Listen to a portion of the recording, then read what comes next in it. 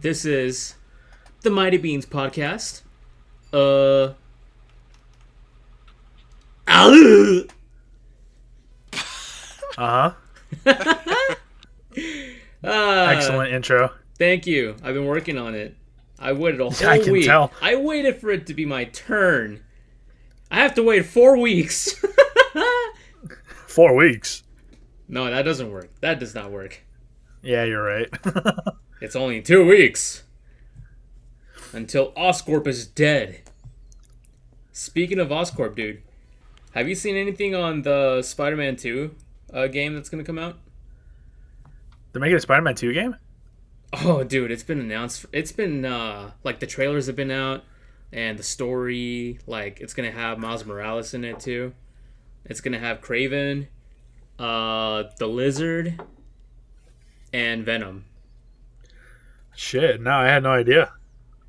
Yeah, I think there isn't a demo, but they did, like a gameplay reveal with Spider-Man using the black suit, like the symbiote. Ooh, okay. Yeah, it's really cool. And you can see how his personality changes to be like a little darker. Like he was by the docks and he saved a person, and instead of like setting them down, he kind of just like threw them to the ground. He's Yeah. like, it's like, man, fuck this bitch. Can't save himself. Yeah, for some reason, when you said that his personality started getting darker, the first thing I thought of when you were trying to make examples was like, yeah, he starts eating fried chicken. Oh my god. Not that kind of not that kind of darker. Starts Roger. starts saying, "What's up, homie? Oh my god. Yo, can a lot come up in your crib?" Fuck you, man. I see you at work. What? Oh, motherfucker. Anyways, in case anybody's wondering, as us three for now, Francisco, Mario, myself, Yeah. Ruby will join a bit late, but Mecha will not be here this episode. She's very tired. Recently got hired at a new job, and she has to wake up early in the morning, and we usually record these late at night. So, Oh, she did? yeah, Oh, well, we can talk about it later. We don't want to dox anyone. I'll dox her later. Alright, cool. Yeah, she said she was really tired, and she has to wake up at like 5 in the morning or something like that, so Oh, no. that's why she's not here. Loser. That's what happens when you're a responsible bitch. Yeah, and then Ruby's at her Taekwondo classes, so she'll be here a little bit later. Meanwhile, I'm going to be working out on my own time after the podcast. The only thing Not me. The only thing that sucks is that my left ankle, like, it hurts a lot. And I don't know, like, I'm trying to schedule an appointment for a chiropractor, but I called and they didn't pick up, so I left a voicemail and they still haven't called me back yet. Damn. Why is your ankle hurting? I feel like it's from previous sessions at the gym, like running on treadmills and shit. And it didn't help that over the weekend I went to Game On Expo in Phoenix, and on Saturday I stood in line for an hour and a half to get a Steve Bloom's autograph. An hour and a half. An hour and a half, yeah, because the line started forming when he was in a panel, and Ooh. everyone was kind of just like chilling in line. Like they were sitting down at the lines because he wasn't even at his table yet. And so I got in line because that's like, I didn't really have anything else to do because I went Friday. I already checked out all the vendors, and yeah, I looked at all the vendors, and by Saturday I'm like, all right, I got everything I need. Might as well just like wait in line and get an autograph from Steve Bloom. And it wasn't even for me, it was for my fiance. And got in line, and then Steve Bloom finally came to start signing autographs. But even so, until we got to like his table, it had already been an hour and a half. Damn. Yeah, it got to the point where like, so you have the line that's in front of his like his desk, and then once you like reach the end of like, you know, those little poles with the stretchy, looks like a seatbelt to like form the line. Oh, like the divider things? Yeah, the dividers. The barriers or whatever? Yeah, they're barriers.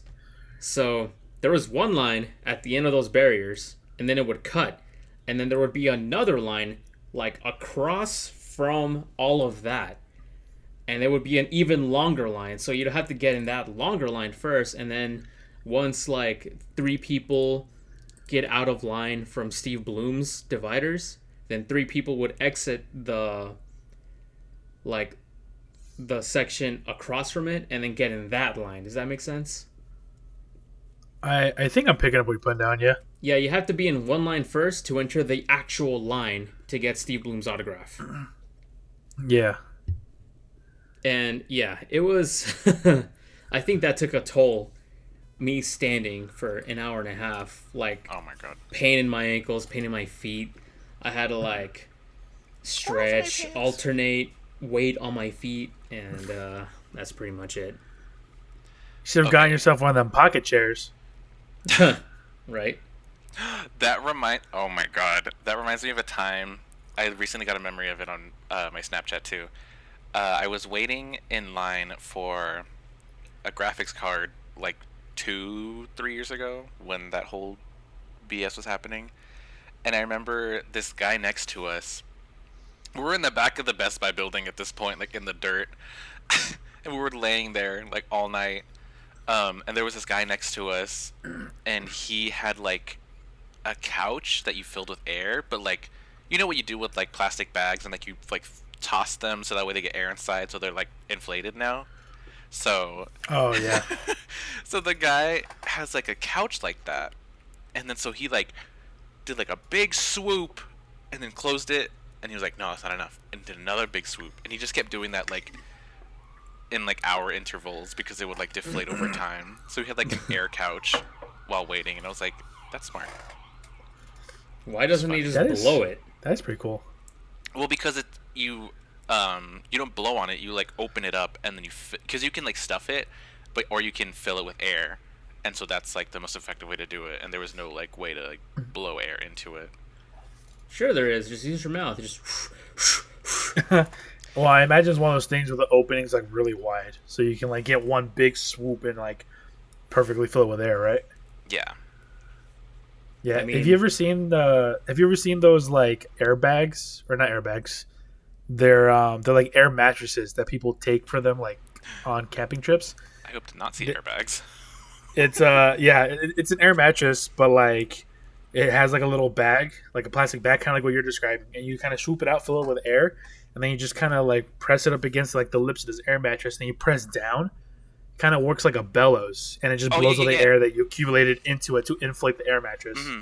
And makes it so you can air it up like really quickly without a whole lot of effort, or like without needing any like equipment or anything. Okay.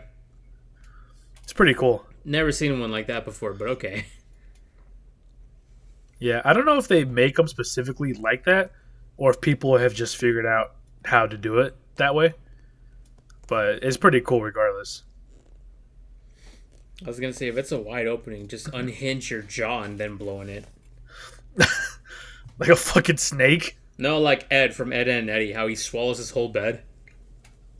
Oh, there you go. Yeah, that's how you have to inflate your mattress, bro. You gotta do a reverse Patrick. When he turns his mouth into a vacuum, just make it like a blower instead. Just flick his dick to make him blow. Oh my god. Well, how they have the little switch, suck and blow. Grandma's Yeah. cookies. Oh my god. Oh my god. This one's called the Ugly Barnacle. It was so ugly. Everyone died. Yeah. The end. That didn't make me feel any better.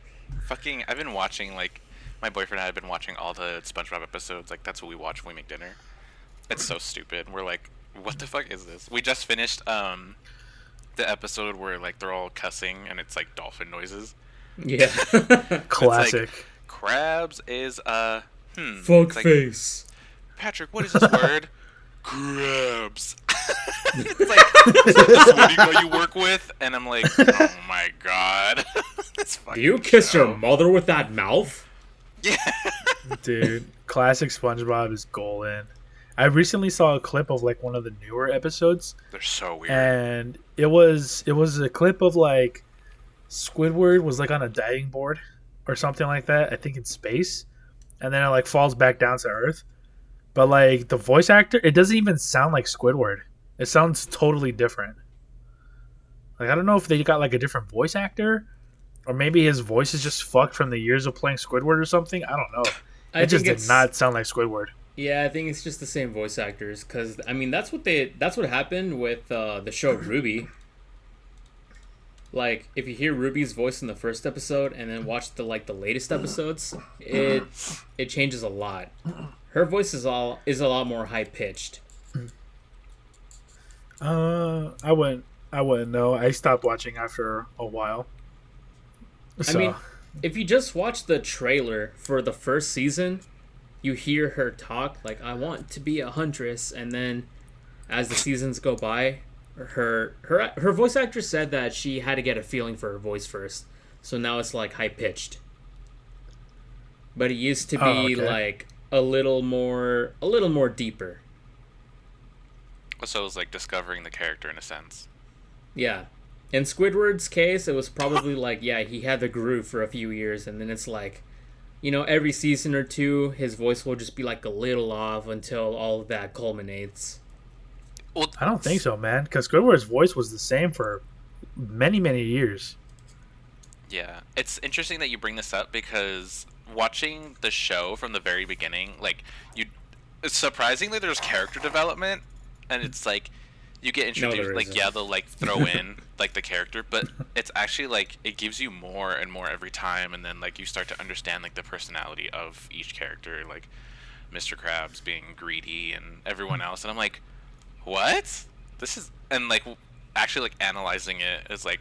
This is actually decent character development. I never thought about Money, money, money, money. And then like he starts falling for Mrs. Puff and then all that, and I'm like, huh, you're using all me money. She needs a new hat. No, I like Oh, I like yeah. SpongeBob's. I like SpongeBob's imitation of Krabs and like, yeah, SpongeBob, you're stealing all me money. And then Mrs. Puff is like going through the dictionary. Oh! Oh! I had So no idea good. SpongeBob has such a colorful vocabulary. Oh my god. Yeah, it's so funny. On the topic of shows though and character development, so there's that new Ahsoka show coming out, and I'm very excited because I love that character. Oh yeah, I just saw cannot the wait. trailer for that like yesterday. I saw they made like a 7-minute like apprentice video, whatever, and I was like, okay, sure. And then, like, there were the girl that plays her, Rosario Dawson. She was saying like, Ahsoka has like the best character development in all of Star Wars, and I was like, I wouldn't say the best, but she definitely has more than most. And I never like realized like all other characters, but I was like, yeah, like her development's really good. Like you see her fall, you see her grow up, you see her. Sorry. Let me start over. You see her grow up, you see her fall, you see her get better, and then she exiles herself. Then she comes back, and it's like, you know what? And then exiles herself again because this isn't for her. And then it's just like an interesting, like take on the character. And I'm like, I do like this character a lot, and I'm very Hold up. excited for When does the she show. fall? Because Like Did she you- tripped going down the stairs. You remember that part? Oh yeah, got force tripped by Asajj Ventress. you finished the show, right? Like you watched all the Clone Wars. Oh yeah. Okay, so her like going into exile when she first leaves, and then she comes back, and then she leaves again because she's like, Oh, when she no. leaves the order. Yeah. That's her fall, Yeah, essentially. that part in the episode where she's like, nah, I'm gonna do my own Yeah. thing. Yeah, and then the season ends. I mean, Yeah. I wouldn't really call it her fall. I mean, she kind of just choose to like dip, you know? Yeah, the way Yeah, like she was like, these fucking Jedi don't believe me, them hoes. I'm gonna believe your bitch ass. yeah. Now that I realize when I said fall, I'm like, oh, like to the dark side. Yeah, never mind. So Yeah, she no. exiles herself. She I doesn't mean, leave. yeah, Ahsoka's way too. She's way too of a Chad to be falling for the dark side. She's pretty badass. Unlike Annie Panani over there. Panani. Yo, don't diss on Annie Panani. So I don't know if y'all have watched Rebels. We watched it because we just wanted something like to Star Wars related to watch. Really, really shitty first season, but like you start to understand the characters more, and like they do build them like fairly well. And then the art style is like kind of wonky in the beginning, but then it gets better over time, as anything. But You mean like end, regular Clone Wars? Yeah, basically. So I don't know if y'all even like care if I talk about this, or like it's a very like pivotal scene, but also like not too many people like think about it. So I don't know if you guys are gonna watch it, or if like the clip has come up. I don't even know how to like go about this.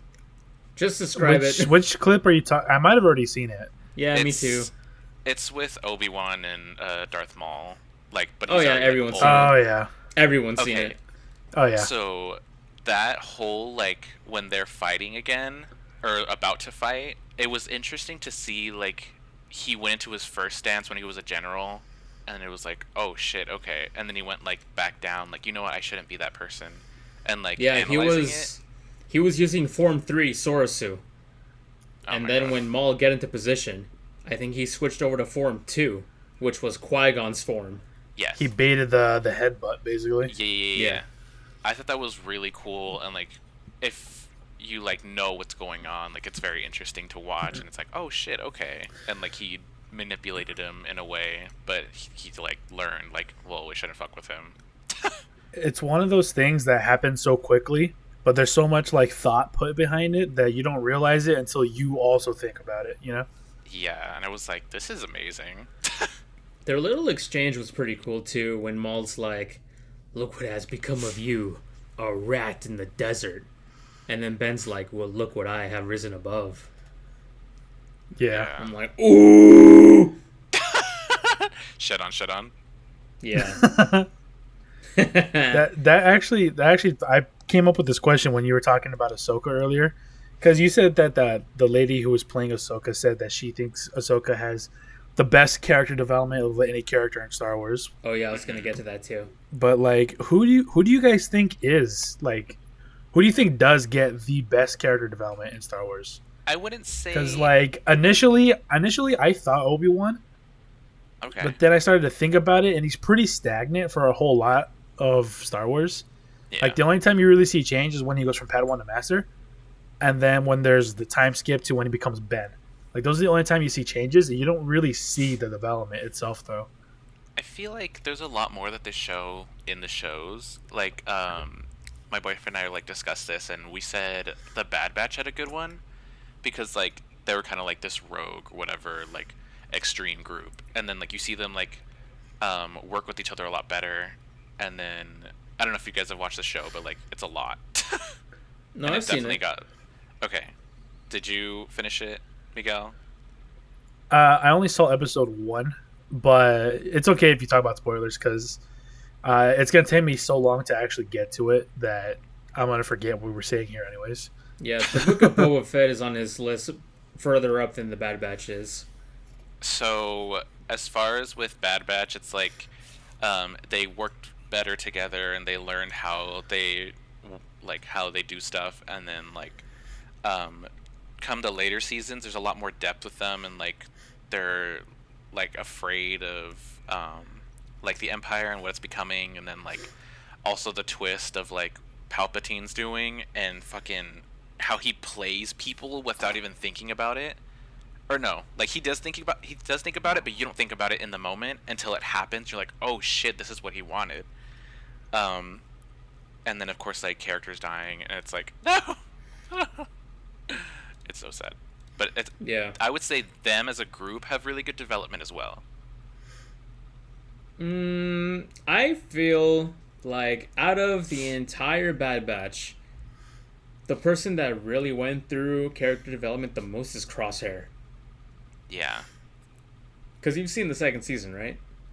Yes. I finished it up until like it's all done now.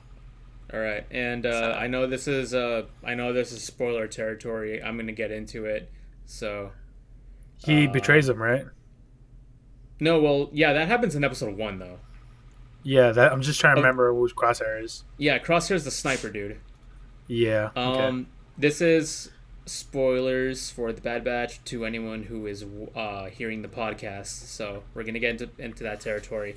At the very last episode of the second season, Crosshair betrays the Empire because he saw how poorly they were treating the clone troopers. Because he got sent to like a snow base to guard like valuable cargo. They weren't told what the cargo was. He was reinforcements for another like clone garrison. Only 3 clone troopers were left, so they sent Crosshair and some Imperials. And one of their crates got stolen, so the Imperial leader's like, "Hey, go get that shit back. That's in order. This isn't like I'm not asking, do it." So they went. All of the clones except for Crosshair got killed, and that's when they found out that the crate they were guarding was just Imperial Stormtrooper armor, and they were like, "Wow, this clone trooper armor is more valuable than our clone lives."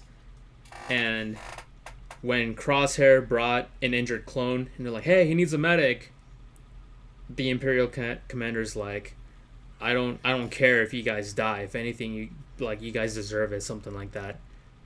Yeah, they're expendable. Yeah, they're expendable. And then They do be clones. Crosshair just pulls a blaster pistol and shoots him in the back.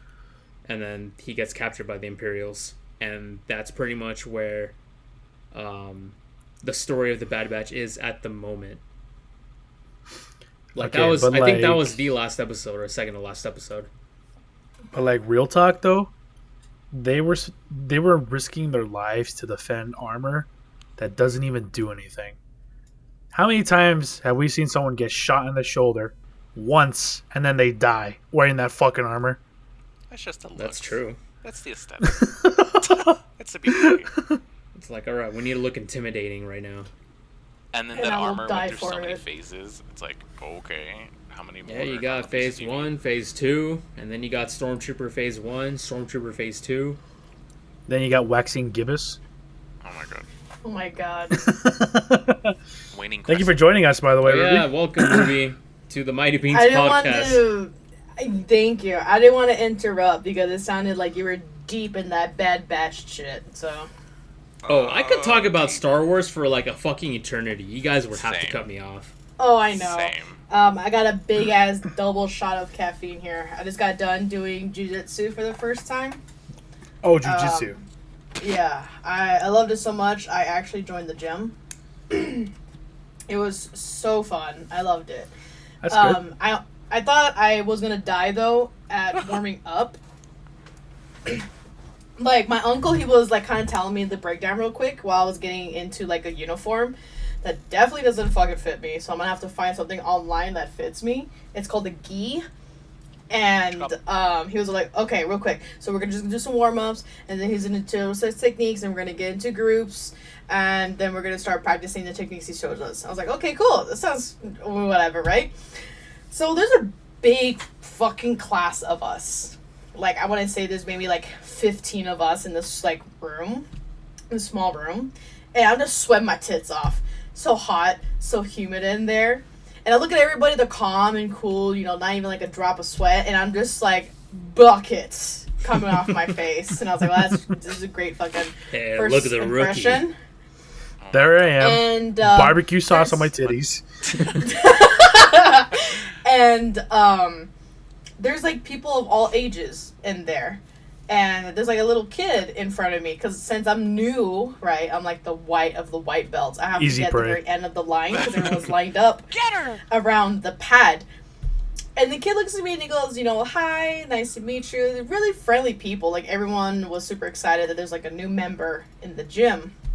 And so the sensei goes, all right, lap, let's go. And I was like, okay, well, here we go. We're starting. So we started running in circles. I'm getting dizzy as hell. And he's like yelling instructions at us, right? And it's just like, oh God. Like this is like, here we go kind of thing. So we had to jog. And then he's all like, all right, try to remember everything I tell you. And he just starts shouting commands, and I just thought I was going to die. Because he's having us go to the ground, jump up in the air, high knees, burpees. It's just like, like I just had a hard time breathing. This is like 5 minutes, guys, of an hour-long session. This is like high school volleyball team like runs. Drills. And so we finish warm up, and I'm just like, just trying to like get air inside me, like hands on my knees and everything. And my uncle comes, was like, hey man, you feel good? I'm like, I'm gonna die. Oh my god.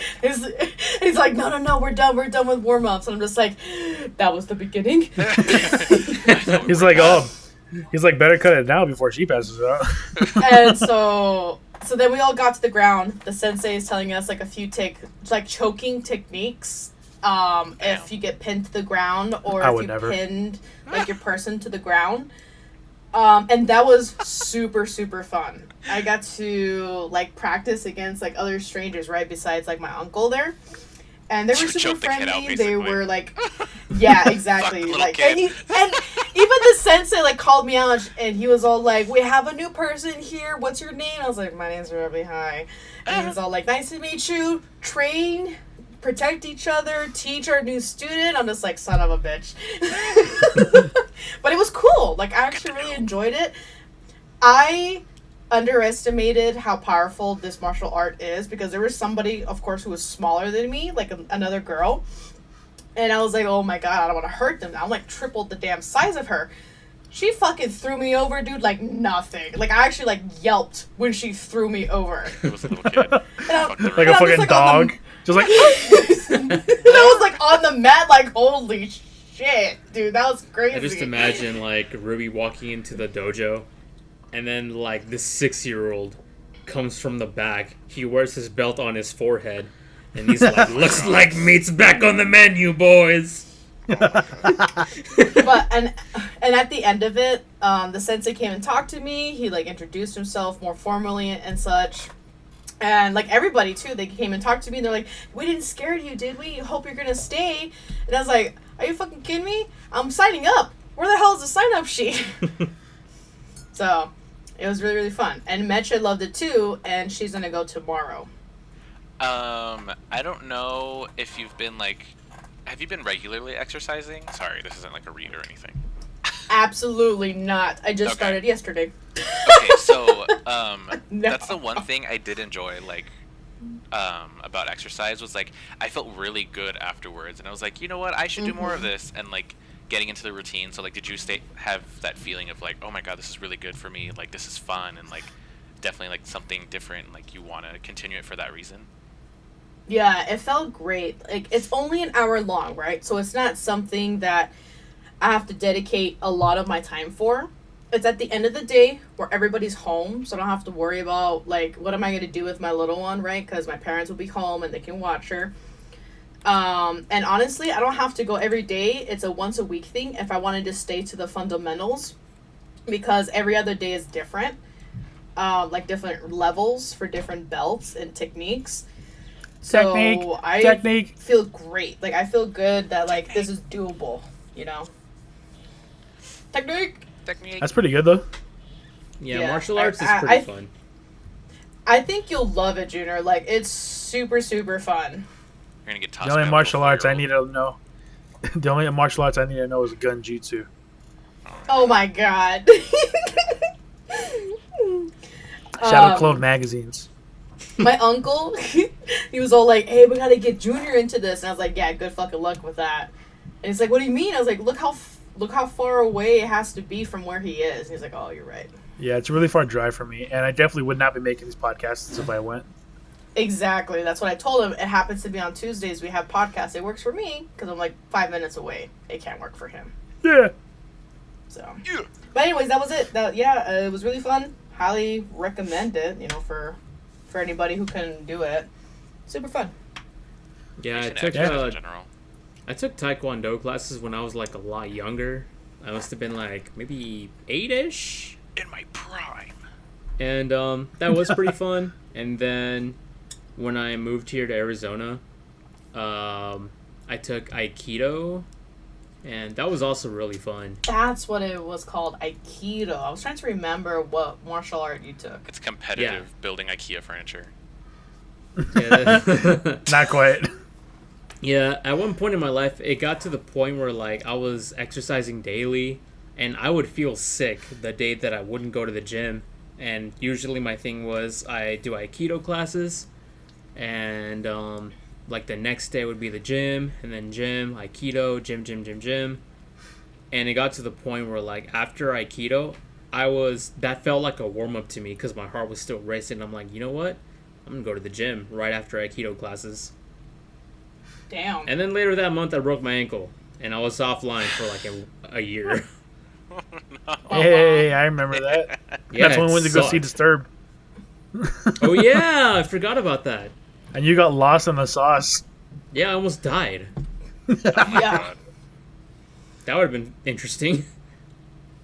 Yeah, that was the same. That was the same concert we went to, where me and this other random, also like really big dude, just picked up this random dude and just kind of started crowd surfing him. Whoa. Those were the days. Yeah. Well, anyways, back to normal life. Normal. Yeah, I was just gonna say that it's good that you find like a form of exercise that you find enjoyable, because like one of the biggest like reasons why a lot of people don't exercise is because it's just straight up not fun. You know, Yeah. like when I worked out, it was mainly like bodybuilding stuff, which I did enjoy. I liked doing the bench presses and whatnot, and I enjoyed the progress of being able to like lift more and more weight. But after I hurt my back on a deadlift, I stopped going to the gym for like 2-3 years until I finally got my back fixed. Yeah, until I finally got my back fixed. But by then, I lost so much muscle, and I can't do nearly as much weight as I used to now.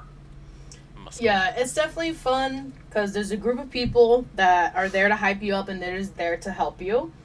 Second, you feel rewarding, like you learned something, right? Like you did something with your time. And it's just super close, way closer than going to the gym. Yeah. And it helps me get distracted for the hour, just kind of go into a different world in a sense and just forget my stress and my problems that are back here at home. So it's drugs. It is like it is a form of stress relief, you know? Yeah. A lot of Yeah. people oh fuck. A lot of people like professionals, medical professionals will tell you that exercising is one of the greatest forms of what's the word? Stress relief? Therapy.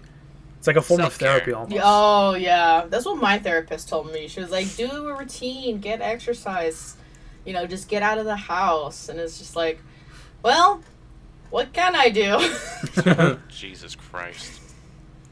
Routine. Just do rodeo work, ride some bowls.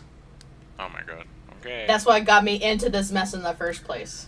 Fuck, dude. Did you see the at Thea's birthday party? They rented out one of those mechanical bulls. I was about to bring that Oh, up.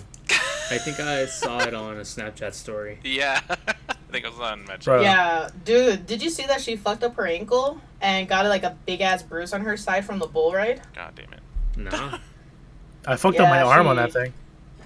Yeah, she really hurt herself badly on the bull ride, which is why I didn't want to get on either. Because I was like, nah, I see those kids getting flung around, dude, like a moko being flicked off a finger. No, thank you. Damn, I'm getting like TwitchCon vibes from this. Well, What? it wasn't nearly as bad as that, okay? Nobody It fucking broke looks their like it. nobody broke their backs, okay?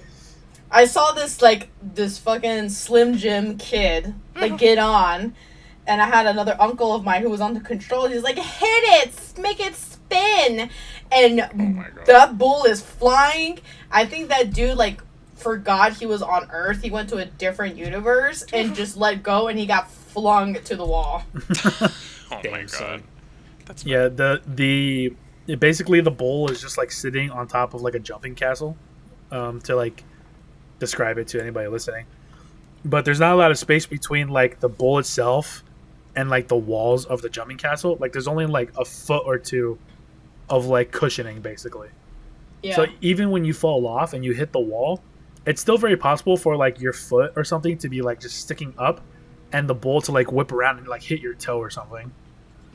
Especially if you're like a taller person like me. Yeah, that's why I was like, no, thank you. Luckily, I never fell off. I never got flung off or anything. But what ended up happening is when I was on it, I tried using only one hand as long as I could. Because, you know, that's what you're supposed to do. You're only supposed to use one hand. But eventually I was about to fall off and I was like, oh shit. And I grabbed the saddle with my other hand. And then I was like, turn it off. But they weren't turning it off. So I'm fucking holding on for dear life. And I'm straining so hard with my other hand that I actually like... My bicep on my right arm got like super sore afterwards because of like how hard I had to hold on to like not get flung. Otto, you gotta turn it off. It's just a spike. It's under control. The dog bite? No, he don't bite. Your dog bites me. Ruby, did you know about the TwitchCon situation? I may have, but remind me, please. So basically, they had like those sword fighting on the two people on platforms, and they fight each other with like it looked like giant Q-tips. Yeah, giant Q-tips. Oh my god. Oh yes. Okay. Yeah. So two people were fighting on one of those, and then at the bottom, instead of like there being cushion or anything, it was just the foam squares. But it was only like, I think it was a foot. No, it wasn't a foot. It was like 3 feet of foam squares. No, it was less. No, it was like only like a foot of like foam cubes. Yeah. Because one of the girls that jumped in it, like the foam didn't even like fully cover like her legs.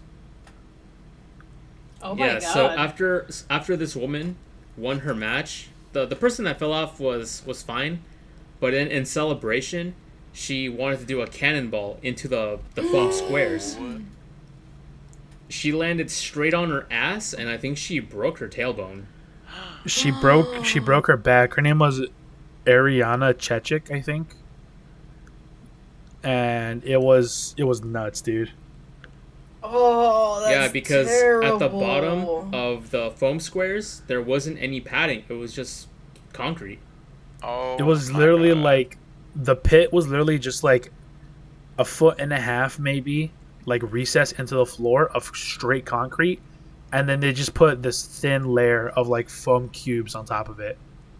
Like that's not gonna stop anything. You know? Yeah, so there was no padding at the bottom for the foam squares to be on top, and there was not enough foam squares to stop an impact. That's terrible. It was basically the equivalent of there no being foam cubes at all, with how hard she hit the ground. Oh, pobrecita, yeah, dude. And for her line of work, it kind of sucks because she was a porn star. Oh my god. Yeah, it was really bad. If I remember correctly, she more than broke her back. She was also paralyzed. I don't know if it was like permanent paralyzation or not, but I do remember hearing that she would definitely need to go through a form of physical therapy to like relearn how to walk, if I remember correctly. Oh my god! Just from that one act, she like ruined her career. Damn. And she just wanted to just have fun and celebrate. That's so terrible. Yeah, it wasn't even her fault either.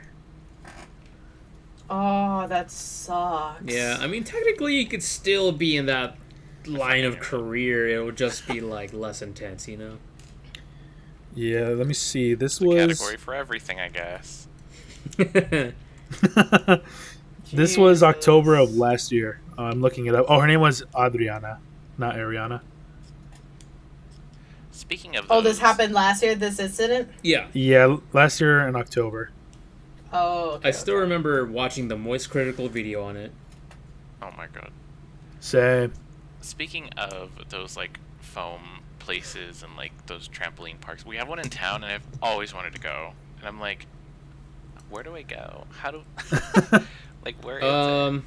There's actually one not far from Francisco and I. It's like a 10-minute drive for both of us.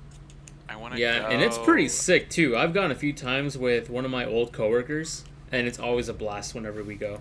Can we go? I've never been. But you know what? The last like the second from last time I went, I did hurt my back, and I had to go to the chiropractor My back. because I was trying.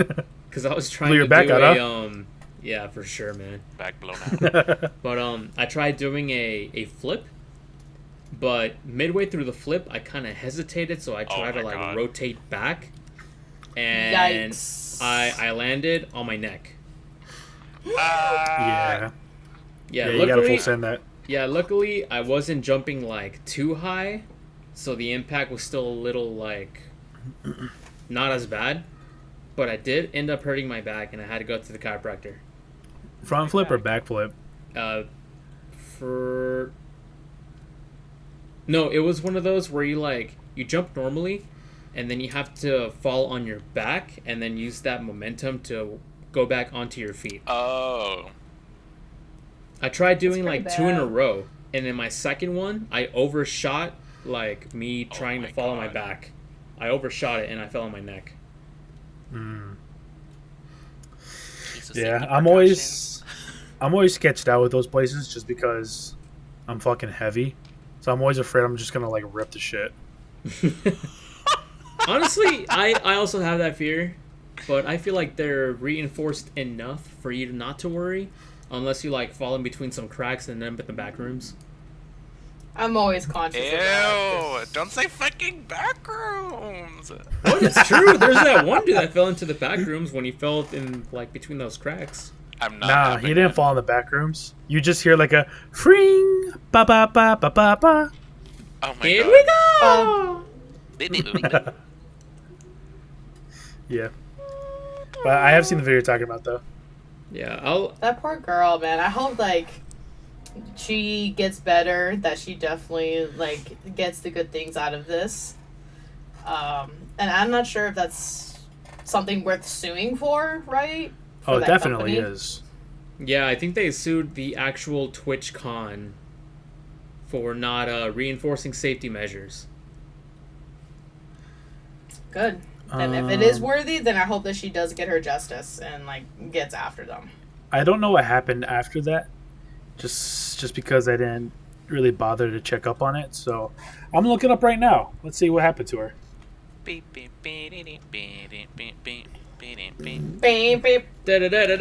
Da-da-da-da-da-da-da-da-da-da. This headline, not reading the article, this headline says streamer Adriana Chechik says she had to end her pregnancy after breaking her back. She was pregnant? I There's don't just know. one thing after another. Hold on, I I- feel like that's not true. Hold on, I'm reading it. This was posted October 31st of last year. So this would have been like 20 some days after the incident. Let me read a little bit here. If she Revealed that truly had to end her pregnancy, oh, that's definitely revealed suit time. that she was pregnant at the time of her injury. She said she Saturday. That's how it's written. She said she Saturday had to terminate the pregnancy to undergo surgery. Oh, so in order to go through back surgery, they had to terminate the pregnancy apparently. Oh my God. Oh my god. I The did story not know that. unfolds. That's. Oh man, that's brutal. Dude, that fucking sucks. Oh, she was pregnant, but she didn't know until they got to the hospital to work on her. Oh shit. Oh my god. Oh, Well, that's horrible. Yeah, I agree. Poor girl. All right, now moving on to more recent news. Oh yeah, you know what? Hold on, I was still talking about. Oh, is there anything you guys need to add before we change this to a more lighter subject? I really wanted to- did interrupted your Star Wars thing, so as you Yeah. were. So who had the best character development? Oh Let's yeah, get we're going back to the that. third time. Okay. I think Sorry. I think it was Fives. Fives had. Not really. Yeah, it was more like, oh, he just found out about Order 66, but he wasn't really going through any character development. Two characters that I say did go through character development were like, well, obviously Anakin. But I don't know if you guys have seen Tales of the Jedi. Count Dooku had some really fucking good character development. Finally, they gave us more, but yes. Oh my god.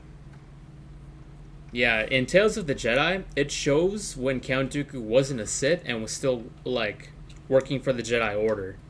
And the reason why he defected to the Sith is because, what was it? They sent the Jedi to, like, put down a rebellion, but the reason the rebellion Yes. took place in the first place is because the governor, who was, like, a senator or some shit, I don't know, was treating their subjects, like, really, really poorly. Yes.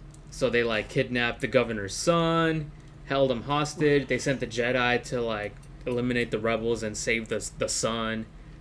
And Dooku almost killed the senator because of how poorly they were treating them. Yeah, so the And I- whole thing and I think- was... Sorry.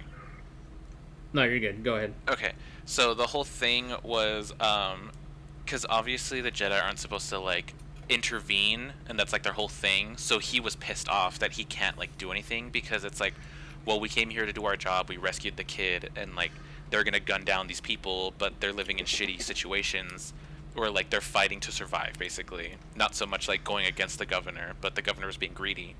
And so, he was annoyed that, like, that the Jedi aren't supposed to interfere, and we're not supposed to do anything, our job is done, we're supposed to leave, and then all these people are going to get gunned down. So he was pissed off about that, and then he's like, he starts choking out the governor, and then it's like, whoa, you're not supposed to kill him! But he was really upset Oh, that yeah, he can't Qui-Gon intervene and was do with him. anything. Yeah. So Qui-Gon stopped him, and was like, don't do that, and then he's like, this is fucking stupid that we can't do anything about it when these people are going to die for trying to survive and do better. As Mace Windu once said, we're keepers of the peace, not soldiers. Yeah. Literal generals of the Grand Army of the Republic. Like, Let's not talk about it. I also did find it very strange. My very first time I ever watched like Clone Wars, I was like, these people get to be generals just because they're Jedis. Like, just because you're a Jedi doesn't mean like you're a good tactician, you know? Yeah, I But mean, look at also- Pong Krell. I also wanted to say Oh, one yeah. thing more about, like, that whole thing. Not only was it, like, really good character development for him, but also that fucking saber that came out of it, too. So, like, okay, his original, I'm posting it in the Discord, his original, and then this is what he had before. So his light side one. Oh, I love Yo, it. that's Yo, sick. the hill. light side looks really good. I I fucking like how I like the curved handle look, and how he has like a fencer's like pose. And he does like the fencer salute at the beginning of the fight. It's really cool. Oh, with Yoda? Yeah, well, against Yoda as well as when he fights Anakin and Obi-Wan too. Yeah. Oh, so good. Like, Did you guys ever see, like, those theories of, like, oh, why the Jedi were scared of Count Dooku before he turned to the dark side? no. No, So, all the Jedi, at the time where Dooku was still a Jedi, only practiced in, like, a few forms of lightsaber stances that would only deflect blaster bolts. And Dooku, he had his lightsaber created, and he mastered the form of lightsaber to lightsaber combat, which was Oh, right. really like why would you learn that? We're not fighting any lightsaber wielders. It's all just people with blasters. We haven't fought the Sith in, like, what was it, 1,000, 3,000 years? I don't know the timelines between that kind of stuff. But they I were don't suspicious remember of the timelines Dooku either. because, like, why is he learning this this form that's dangerous to lightsaber wielders? And that's pretty much the only reason why they were suspicious of him to begin with. I mean, it makes sense when you think about it, like logistically in that sense. It makes sense to be like, why are you trying to like be good at fighting us? You know? Yeah. It's like Batman training to take down the Justice League. I'm trying to think of the timeline between, like, Old Republic and High Republic times. Well, I don't know jack shit about the High Republic, so I don't know. Well, I don't- High I Republic don't know the is years. is like the current was like prequel stuff. Yeah, it was Like right pre before the prequels. Battle of Yavin. Yes, it was before all that. So I don't, because I don't know how long the Sith have been gone. Because I know a lot of Old Republic stuff, but I don't know like what happened between. Yeah, there's so it starts with the Old Republic and then the High Republic, and then it's the I don't know what the actual Republic is called from the prequels, and then it becomes the Empire. I thought it was. Yeah, I just remember there being a big gap, but I Yeah. don't know how many years it is exactly, because this was like 4 years ago when I actually did do like a deep dive into Star Wars lore about the Old Republic and whatnot. And there was this video I watched that was like an hour long. That was like the full like Star Wars timeline, but I forgot almost all of it by this point. Yeah, it's a lot of information to take in just an hour. I just remember like Darth Nihilus being my favorite. Oh yeah, you'd be slurping to the juices of the planets. I still need to finish Knights of the Old Republic too. Oh, I've never I didn't played even it. start it. Oh, I love the first one. It's so fun and so good. I'm actually doing a playthrough with the first one right now. Oh, Honestly, I gosh. think the first one's just okay. If I played it when I was younger, I probably would have liked it a lot more. But I never played it until I was an adult, so I think at this point it's just Yeah. like okay. I remember my fucking Xbox kept like doing some format bullshit, so I only got to like a certain point and never beat the game until like I get it on my PC, and I was like, I beat the game finally. I know what's going on. Damn, another Dark Jedi! This fight's too much for us! the dialogue is so funny. Oh my god, I love it. That must have been Karth calling us on our portable communicators. I'm like, thanks, Trask. I'll hold them off. Get to the escape pod. Oh my god. I'll hold him off, runs into the room, shuts behind him, and then the room blows up. Wow.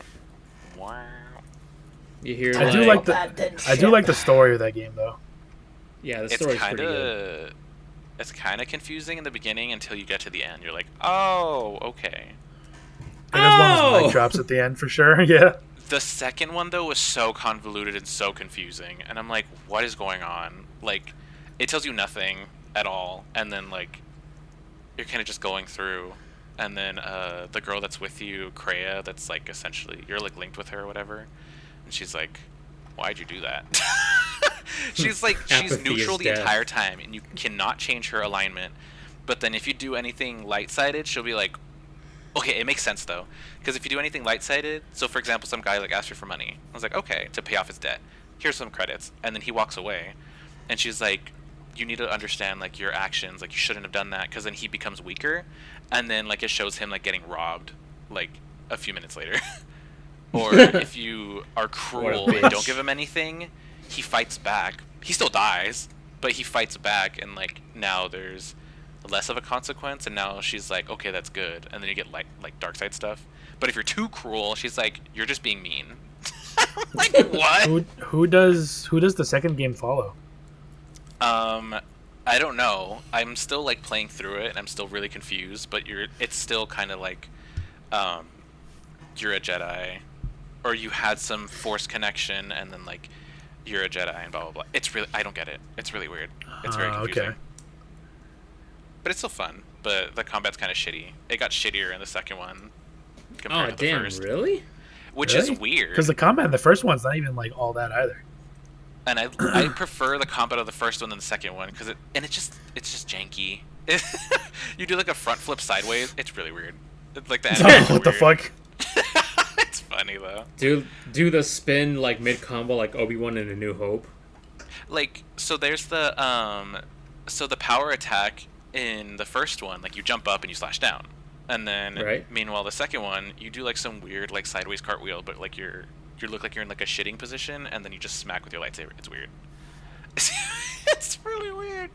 Yeah, that I wonder sounds if I could pretty look it weird. up. But yes, I love the Yeah, first I one. haven't started the second one yet. I'm just kind of waiting until I get through some other games before I start it. Yeah. Are you streaming the first one, or are you just playing through it? I'm just playing through it. No, right now I'm streaming Kingdom Hearts 2. Oh yeah, that's right. How you liking it so far? It's actually pretty good. I don't know if you were able to catch it on stream, but I was saying how like I've been looking forward to playing more Kingdom Hearts 2, like to the point where I wanted to play it off stream. No, we gotta see all of it. Yeah, I know. I refrained myself from doing so, but I'm like, wow, like that day I'm like, wow, I really want to play some Kingdom Hearts 2, like right now. Well, Dude, if you're enjoying Kingdom it Hearts that 2 is so much, are you fucking gonna? Yeah, are you gonna play the other games then, just because they are canon for the story, since you're enjoying it so much? Yeah, I'm probably gonna play Chains of Memories on my own off stream, but I for sure am gonna play Kingdom Hearts 3. Like it's on my list of games to stream. Here it is. So here's all the games on my games to stream. Dishonored, Kingdom Okay. Hearts 2, which I'm already playing. Mhm. Sonic Heroes, Okay. Shadow the Hedgehog, Oh. Sonic 06, Okay. Sonic Unleashed, Okay. Sonic Oh my Colors, God. Kingdom Okay. Hearts 3, Yeah. All right. and Life is Strange: True Colors. Good luck with Kingdom Hearts 3. So let me tell you, when it comes to Kingdom Hearts, the only games I recommend you actually playing are 1, 2, and 3, obviously, as well as Birth by Sleep and Dream Drop Distance. 358 over 2 days, you could probably get away with just the cutscenes. You definitely can. I wouldn't recommend going out of your way to play it. The story is good though, so definitely watch like the remastered cutscenes. Chains of Memories, I don't think you'll enjoy it, but go ahead and give it a shot to see if you like it or not, and then just like watch a Yeah. recap on the story. Yeah, I just read the manga because I was like, this is And garbage gameplay. Recoded don't even fucking bother even looking at Recoded. Nothing about it matters. I play Recoded, and the only good thing that came out of it was the soundtrack. The soundtrack actually was really fucking good, but the gameplay and the story was just like, this is fucking canon somehow? And I- a fragmentary passage, that's just up to you if you care about that character or not. Who? So yeah. You haven't met her yet, Oh. Okay. so that's just kind of up to you if you care about the character or not. Which I do. She's my favorite female character in the franchise, so I played the fuck out of that game. Oh, it's Tifa. Sure. What? It's Yuffie. Queen Latifah. Yuffie. It's Dishonored motherfucking though. yeah. Dishonored is on there. Cause I tried. Don't do what okay. Jenner did. When I tried playing it the first time on my own, I sucked at it. But it's because I was like, oh, here's a guy. I'm gonna stun him, tranquilize him, whatever. Like, whatever enemy I would come across, I would try to tranquilize him. Without me thinking, like, oh, I could just, walk past them and not do anything to them. So I'm a more experienced gamer now. I want to play all these games that I More played back seasoned. then. Yeah. And I wanna see how much better I am. Like right now, I'm actually playing through XCOM: Enemy Unknown as well. That's what I'm going back through like a bunch of old games and kind of like trying to get achievements for them and like things I couldn't do before because I kind of just like played them once and I was like okay whatever, or like going back to old games and like that I needed to beat. Like I've never beat like the original 1 and 2 Ninja Gaiden, and oh my god, I cannot. But I love those games, so it's really fun to like replay them and like also the memories that I had before. But especially the second one, I was so close to beating it. I was on the last like fucking boss rush at the end for whatever reason, and then I never got to finish it. So going back and like playing through games that like I played as a kid or like younger, and then like kind of understanding more and like intaking it is like a lot more fun, and I get a lot of enjoyment again from like those older games. It's funny you mentioned that, Mario, because I've actually been replaying through Ninja Gaiden 3, Yes. but on the higher difficulty, because I've never played through it Yes. on the higher difficulty before. And I just so happened to see you playing through Ninja Gaiden 2, and I'm like, oh hey, we're both playing Ninja Gaiden right now. I think I remember before, but it was on my PC. I had finished I think it was Master Ninja, and I was like, this is fucking annoying. And then I unlocked Ultimate Ninja, which is the highest difficulty, past the already harder difficulty. And I'm like, oh my god, this is hell. Yeah, I'm fucking struggling, dude. The you- fight where you fight the female like pseudo goddess after like the T-Rex and stuff. I don't know if you remember that part in 3. So, Pseudo goddess. It's like the Are you lab live? where you fight the T-Rex. Oh, I'm trying to. Oh yeah. The one that she like has the different arms and they keep going through the different like mutations. Yeah, that fight was a fucking bitch, dude. I've learned. So it's funny you mentioned that because I started learning like every enemy's pattern and like what you can do. Literally, if you just wait out until they go at you with red and you cicada surge, which is you're holding like block and A, you'll teleport behind them so then you can do your steel on bone and just kill everything. So I've learned like different mechanics and like actually used more abilities on the skill tree instead of like, I'm just gonna get it for completion reasons. So now I'm actually using like all my tools and like it makes the game so much more fun and I love the third one so much. But yes, that boss fight is a bitch. Are you on? Yeah. What difficulty are you The highest one available to me right now is hard, so that's what I'm going through. on? And I don't use cicada surge just because I don't like using my key. But I do like dodge towards them, and I like time the invincibility frames to like avoid the attack, and then I do the steel on bone attack. Do you are you collecting all 50 scarabs and also doing like the skulls? I am attempting the skulls. I haven't beaten one yet, and I've done like 6 of them. I know each Wah wah. I know each one and like what the bosses are and like I already know how to do every single one. And I'm like, "Oh my god, I'm so good at this game now." Yeah, I've collected almost all the scarabs. I think I've gotten 40 by now. And I'm at the part with when you're in the ocean and you're like going from ship to ship destroying like the artillery. Oh, so you're almost at So the end. I'm getting pretty close to the end. Yeah, so I might have missed a scarab or two, judging off of remember- how close I am to the end. I remember when I sent you the clip of fucking I was on Master Ninja and the Regent at the end and he fucking one-shot me and I was like, "Okay." Yeah, it's no fucking joke. But the hardest difficulty is worse because everything that you have to buy is doubled now. Oof. So I'm like, I can't. Like, I'm struggling in the beginning because everything's level 1, and I'm like, please, I just want to play this game. You But gotta it's so take advantage hard. of that 3 times. And also because, like, hi, you're fighting, like, normal enemies in the beginning, and then the next section is, like, alchemists. And I'm like, why? It's too early. Stop. Oh, fuck, I hate the alchemists. That's probably my least enemy to fight in the entire Ninja Gaiden franchise, honestly. I hate the 100%. alchemists. What are the alchemists again? They're like in robes, and if you try to attack them while they're charged up, they'll block your shit. And even if you can take it out with a heavy attack, but then when they try to hit you, they'll like jump up, and then their tracking is really stupid when they're landing back down. So they'll like 100% hit you, unless you block it. And then if you try to rush them, they'll most likely block. They'll dash back, and then they'll grab you. And then if they grab you, they're sucking your health and your key. And like there's gonna be a good percentage gone before you can mash out of it first. It's so stupid. I hate them. Yeah, Jesus. you know how fast I can mash Ruby, and like I could still like if I'm just not ready for it, lose a quarter of my health, Oh my. And and it's a lot of terrible. health. Yes. And then also, there's something else with them that like is just annoying. I know you can cheese them, like when you break their shield. I think it's the white ones. If you break their shield, you can Izuna drop them right after. There's a lot of enemies you can do that too, and like just cheese them. Especially that one Yeah. guy, with the Archfiend blade. I keep forgetting his name, but you can cheese him too.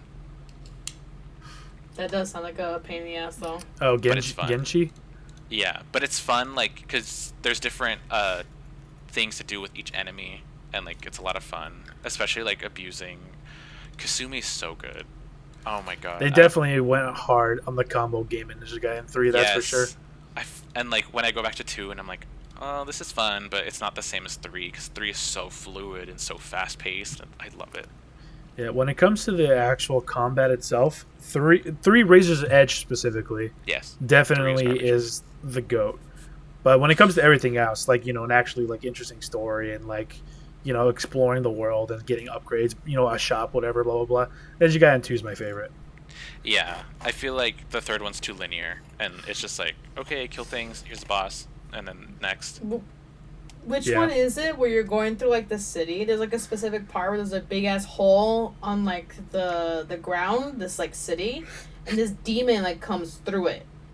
You just You listed have every to. Ninja Gaiden ever. Oh well, this one like I remember starting at like the village and it's all like burnt to hell. Every Ninja Gaiden ever. You I fight guess a village. you fight against werewolves in this one. Like you Oh. like go to like this like Italian looking place. Oh, the second one. That's the second one, yeah. Okay, that's the only one I've played and I really really liked it. I love the second one. Ninja Gaiden 2 is it's my favorite just because it's like a complete package Ninja Gaiden, Yes. you know? Especially because I'm playing through the Sigma version and it's giving me more. I'm like, oh, okay. And like I Oh, never yeah. did the Sigma version. The Sigma version has multiplayer as well as playing as Ayane, Rachel, and Kasumi. Momiji. Featuring Dante from the Devil May Cry Oh, series. Momoji, that's right. Yeah, Nope. Momiji. But I hate their parts because like I'm so used to Ryu and like all of his stuff, and then they're kind of like slower, and I'm like, okay. But then they made them a lot better in the third one. So I like spamming Rachel's gun though. I think it's just funny having her fucking machine gun just going. Yeah. Oh my god. I remembered something and I told my boyfriend about it and he was like, "What?" Remember?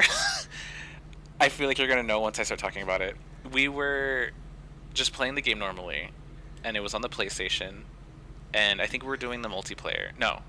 I think you showed me the multiplayer and you were playing Rachel and he's like, "Did you know you could do this?" Or they added this. Shake the controller. Yes! Fucking shit! So if you move the controller, it would mess with the jiggle physics. So obviously, like, Oh, us being Oh, yeah. younger, we're like, okay. Oh my god, it was so funny. It's hilarious that you bring this up actually, because I was playing Ninja Gaiden 3 the other day, and Danny was just sitting on the couch watching me play, Oh my and I God. brought this up to him. I said, "Did you know in the second game, Jake, shake the controller up and down to make the characters' boobs go up and down, whether it's gameplay or cutscenes, their boobs will just start bouncing up and down." And then I mentioned to him it was a whole ass commercial for Ninja Gaiden 2 back in the day. There was a whole ass commercial where it starts off in slow motion of like a bunch of dudes just like staring at something and their heads are bobbing up and down. And then finally it shows what they're looking at and it's just a zoom in on fucking boobs jiggling up and down on the screen. God damn it. That was a whole ad for Ninja Gaiden 2. That's so funny. Okay. Wait, I thought it was for the third one. No, it's for the second. Nah. It was for the second one specifically for the PS3 Yeah. because the PlayStation 3 controllers had motion control options where Yeah. Xbox controllers don't. Oh my god, and it was so funny. Oh, yeah. Memories. Okay. I'm done talking. I feel like I talked a lot this time. I don't know if y'all are gonna talk about or finish up. I have to go to work. Oh But my god. so this was fun, as always. I definitely want to plan to go to the trampoline foam thingy, hopefully. What? For sure. Oh, yeah. We were saying about going to one of those indoor like trampoline places, Ruby. I know the names, but I can't say Oh. them because Oh my god. Oh, my God. Everywhere, dude. Are they? Yes. I don't think so. Well, regardless, Yeah. that's not the one we'd be going to anyways, I think. But regardless, yeah, we'll just we'll figure out time and place to go. And we gotta do that fucking haunted house ghost hunting shit too. No. We have to plan that. I don't know No. how we're gonna plan it. Cause like it has to be a specific place, but I don't really know, and we don't really have anything in this state, so. Dude, I will go all out. I will get the fucking cameras. I Same. will get the night vision goggles. I'll get the fucking spectrometer or whatever. I'll bring the Poltergust 9000 or whatever the shit, What the fuck? We're gonna Luigi's Mansion this bitch. Yeah, you can do that shit without me. Oh, the We're EMF not gonna figures. find anything, alright? We're gonna phasmophobia this bitch. Hell yeah.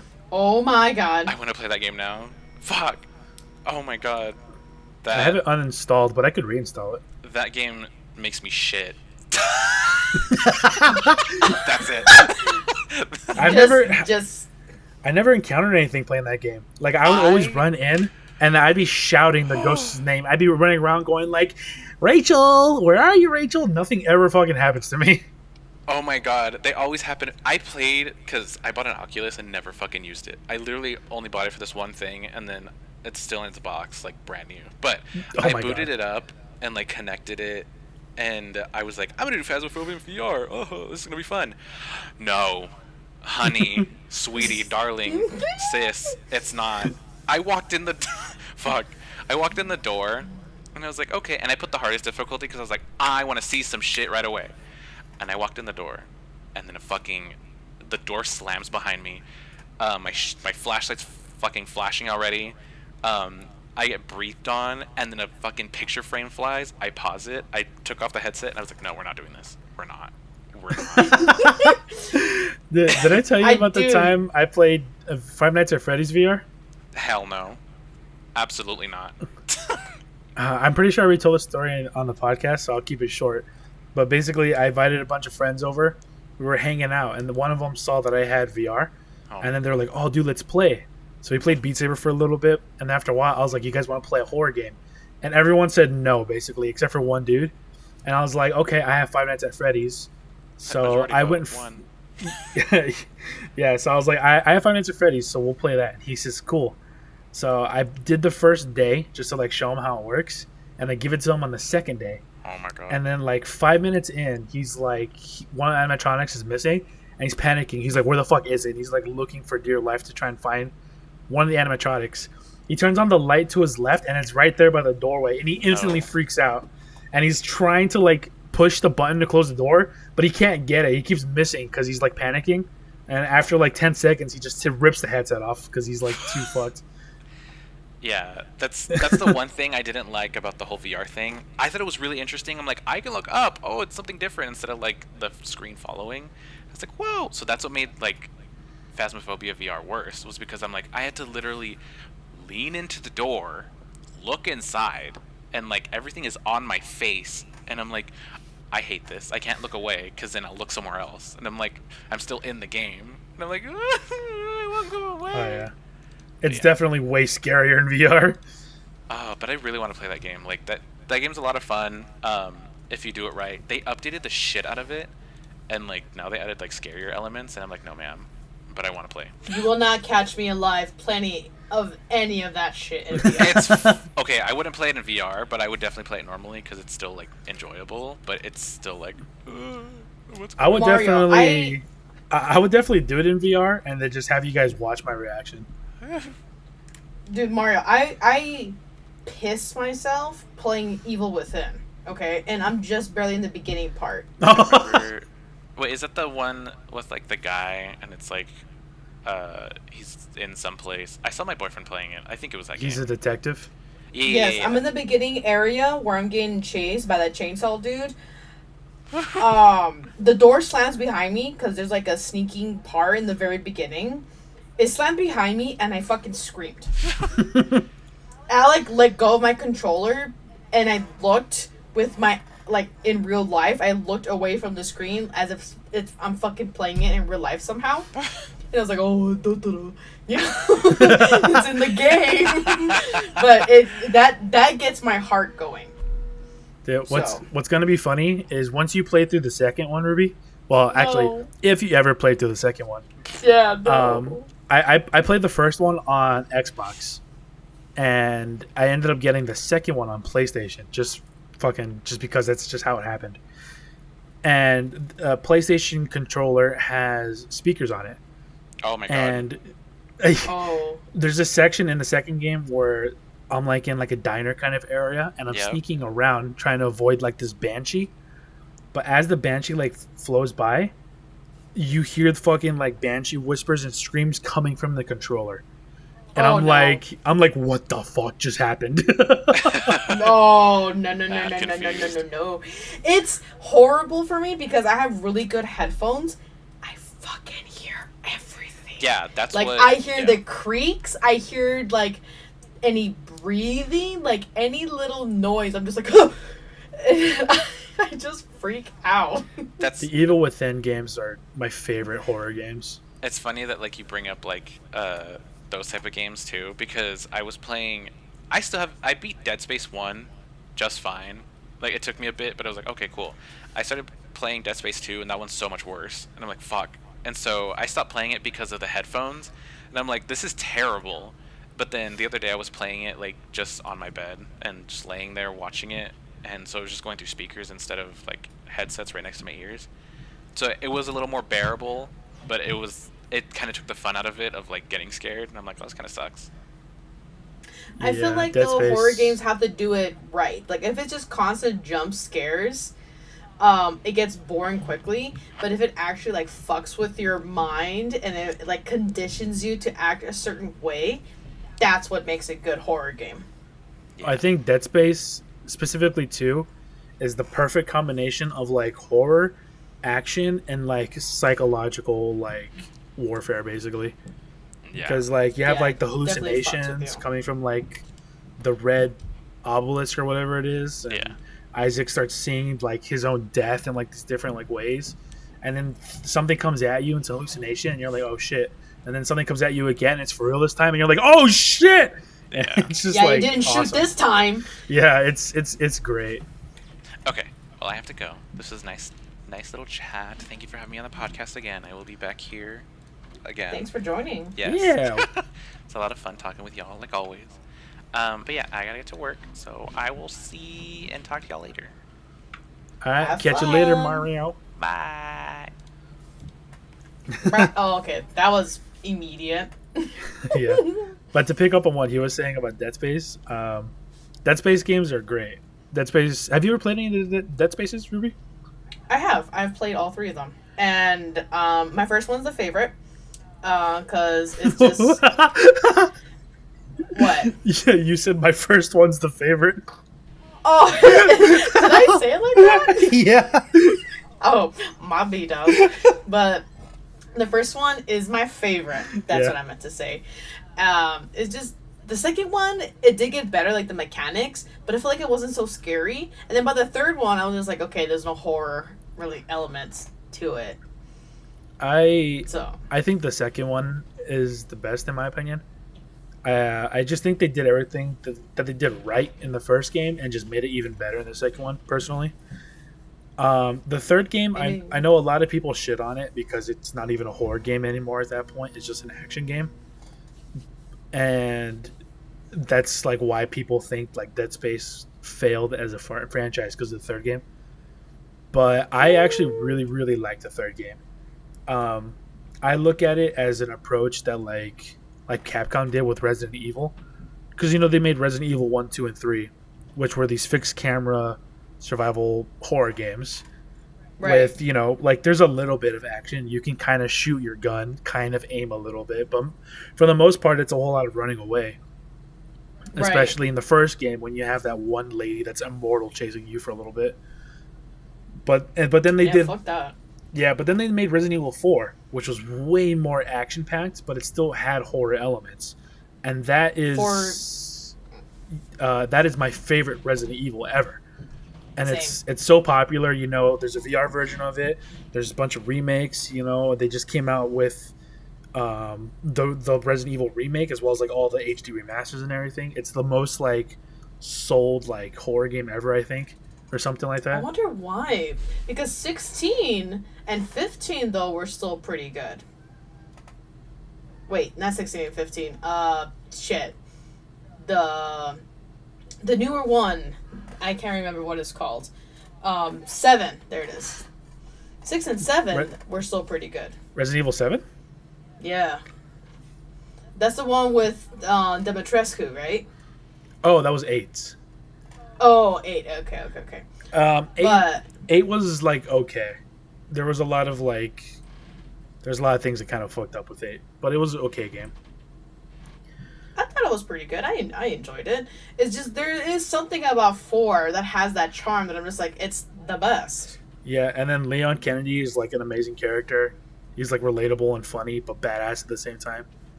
So so Resident Evil, they took the more action-packed approach, and then I feel like they just did that with Dead Space. Dead Space 3 was basically their Resident Evil 4, but people for some reason didn't see it that way. You know what I mean? Yeah, kind of like what happened in BioShock. Like the first and second one had like that suspense, that horror kind of thing to it, and then you get to Infinite, and it didn't have much of the horror aspect anymore. But the story was great, even though it wasn't as like scary as the first two. I really enjoyed Infinite. Like it was such a fun game. It was still quick paced with a lot of action in it, and the story was done really well. I really liked it. I don't remember a lot about Infinite, to be honest, because I only played it once back when it came out. I remember loving the game, but then later down the line, like a couple years later, I remember hearing a lot of people shit on it, and I genuinely don't know why, because my only memories of the game are me enjoying it. So I want to eventually go back and replay through all the BioShocks again, and just like, you know, give it like an accurate like Score, like comparison, or like, yeah, kind of just like a revisitation of some sort. You know what I mean? Right. Yeah, I was just thinking that too. I kind of want to redo the BioShocks because I really don't remember much about the second one. I think it's, what was it? Little Sister, I think that's what it was called, or Big Brother, something like that. It was just called BioShock 2, if I remember correctly. Oh, was it? Oh, okay. Yeah. I vaguely remember that one. But I remember that I had a lot of fun playing as like the Big Brother. First Big one, Daddy. just a Big Daddy. That's Yeah. right. First one was super fun. Of course, it was like brand new, right? And Infinite was just, it flowed a lot better. Because I feel like at times the gameplay was kind of like clunky. Because of course they're like older, right? Yeah. And then Infinite, they just tweaked it a lot better and added some more fun things to it. I won't say anything to it, so that way you can like enjoy it when you play Infinite again. It had a really good twist in the game. Well, I remember what the twist at the end is. Like, I remember okay. what the story beat at the end is, but Mm-hmm. won't say anything for anybody that could potentially be listening that wants to experience it themselves. Highly recommend it if you haven't played the BioShocks. Good story. We're talking about Good game. BioShock. My favorite thing about every BioShock game. Yeah. Welcome back from your little escapade there. Yeah, sorry about that. I had to go deal with Liquid Snake over here. Yeah. Oh my god. Steamy mud slugs just sliding down the pipes. But, That's just unclogging the drain there. yeah.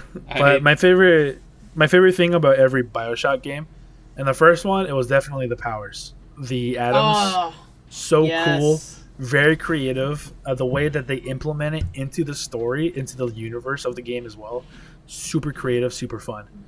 The second game, my favorite thing about the second game is just straight up everything about Big Daddy. He's so fun to play as, and the charge ability you get is so much fun too. With his The second game, cool. the second game is my favorite to play just for like fun wise. Like just playing as Big Daddy is so fun. And my favorite thing about the Infinite is the character Booker that you play as, and the Skyrails. Like he was hilarious. Booker and Elizabeth's relationship is interesting, and especially when you find out what happens at the end. And riding around on those Skyrails, just like shooting people, is like super fun too. I just loved how fast paced it was, but you didn't lose anything because of it. Like you still got to take in everything that's happening, understand what's going on, and it wasn't like overwhelming. Yeah. They just did a great job. Unlike when I played Doom, I felt like I got lost in the sauce, and like there's like too much happening. Like I literally would just have to stand there and be like, okay, where the hell are these guys? Okay, okay, and then be able to get back into it. I mean, I guess so. Doom is very fast paced. I mean, when it comes to first person shooters, it's definitely the fastest paced, at least that I could think of. Because if you stand still for 2 seconds, especially in the higher difficulties, half your health is gone. Yeah. I played on the like the middle, the normal difficulty, whatever that's called. And there's just times that I'm just like, I don't know what the fuck's happening. I don't know where any of the enemies are. And I don't know, just because the color palette of like the background and then the Hell Riders or whatever they're called kind of mesh with it. maybe it's on purpose, right? Because it's harder to see them. But I was just like, I see the blast, but I don't see the enemy. Like, where the hell are they? Yeah, I could see that. But it was still fun. I still remember when one of the regular soldiers in Doom Eternal was trying to go down the stairs, but a demon behind him pushed him somehow, and he was T-posing down the stairs, like, right at me. Oh, Jesus. There's That a noun shit's pretty before. funny. I think I showed you for sure, Junior. It's just been a while. We're talking like 2 years ago. I I recorded probably just it, don't remember. showed you, and yeah, you were laughing pretty hard. Yo, my favorite thing about Doom is actually the sound that the Cyber Mancubus makes when it like creates a little AoE around them, and it goes like, "Pew!" It's fucking Yeah. sick Boing. ass sound effect. Yeah, none of us were close, but it's a fucking sick ass sound effect. But we knew what we knew what that sound was. It goes like choo-choo-choo-choo-choo-choo. I think that's a transformer, bro. Optimus Prime. Mira el Optimus Prime. Ooh, ah! When I heard you guys bring up like the word infinite, what immediately came to my mind was, oh, these guys are talking about Halo. Oh, no, It- we're talking about good franchises. Yeah. Well, I mean, Halo was a good franchise until. Was is the key word. Yeah, it happens. I think the last good, I'm gonna say specifically good, Halo game was 4. Like as far as mainline Halo goes. Main on Halo, yeah, Halo 4 was good, even though it was a short game, surprisingly. Yeah, I forgot how short it was until I went back and played it again.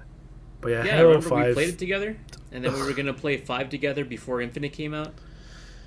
Yeah, and that never happened. Yeah. And then we're supposed to play Infinite together, and now that's never going to happen. Not without doing that whole like co-op glitch. I don't even know how they did it.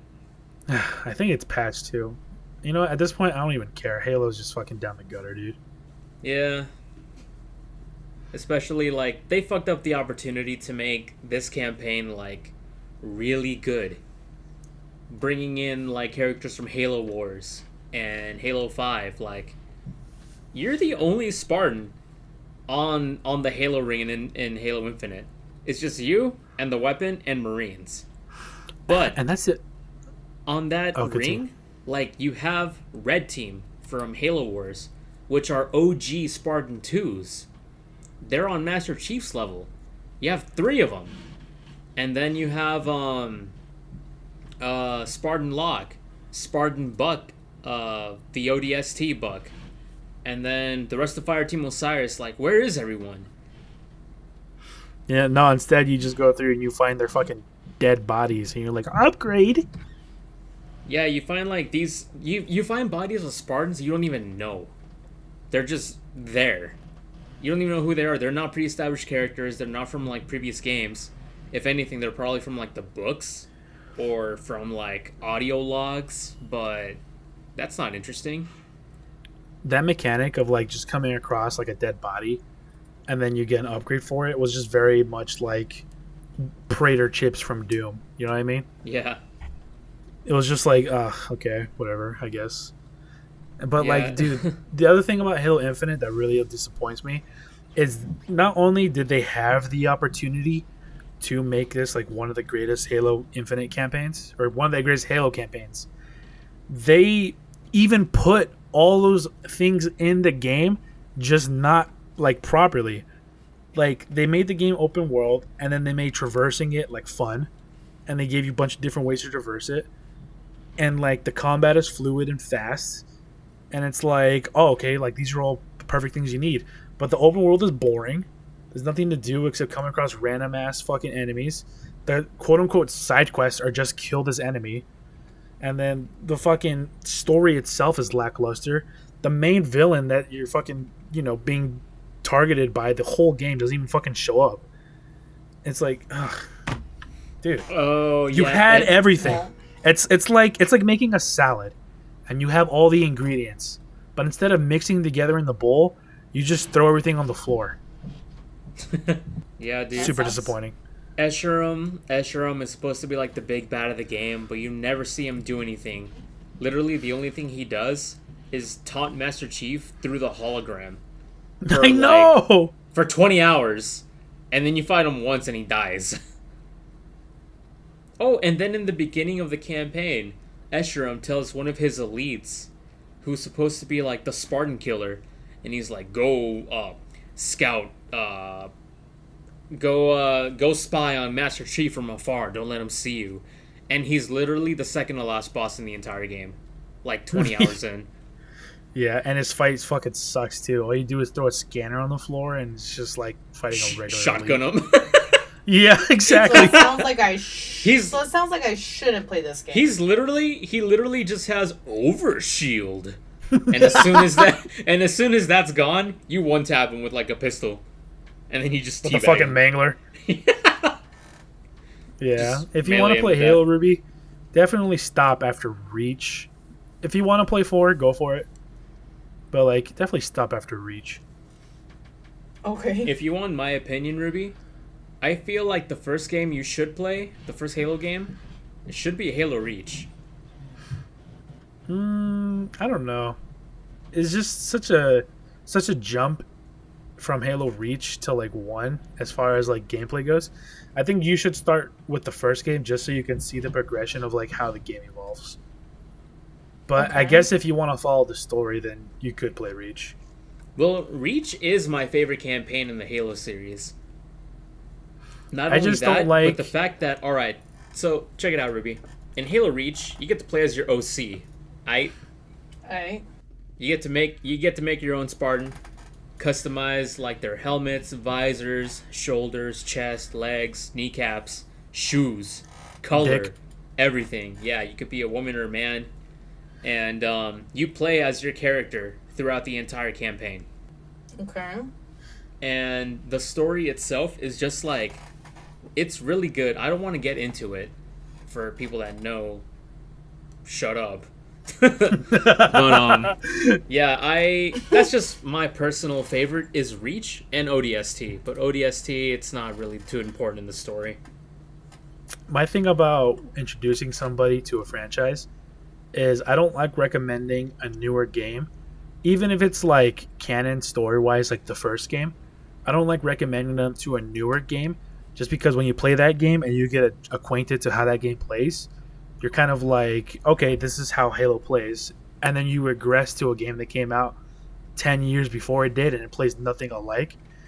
And that expectation of how the game plays, especially since Halo Reach is a fun game mechanically, you know, you regress back to Halo 1 and you're like, well, all the shit I can do in Reach is in here. So it's just not as fun. Yeah, You know it's what I mean? pretty boring. Okay. Yeah. That's why I don't like recommending later games to someone, you know, in a franchise. Some Okay. things are pretty funny though. Like, all right, the assault rifle and Halo Combat Evolved, it holds 60 rounds, and you fire that shit really fucking fast. Yeah. And then Jesus. in Halo 2, the assault rifle is gone. You do not see a single assault rifle in Halo 2.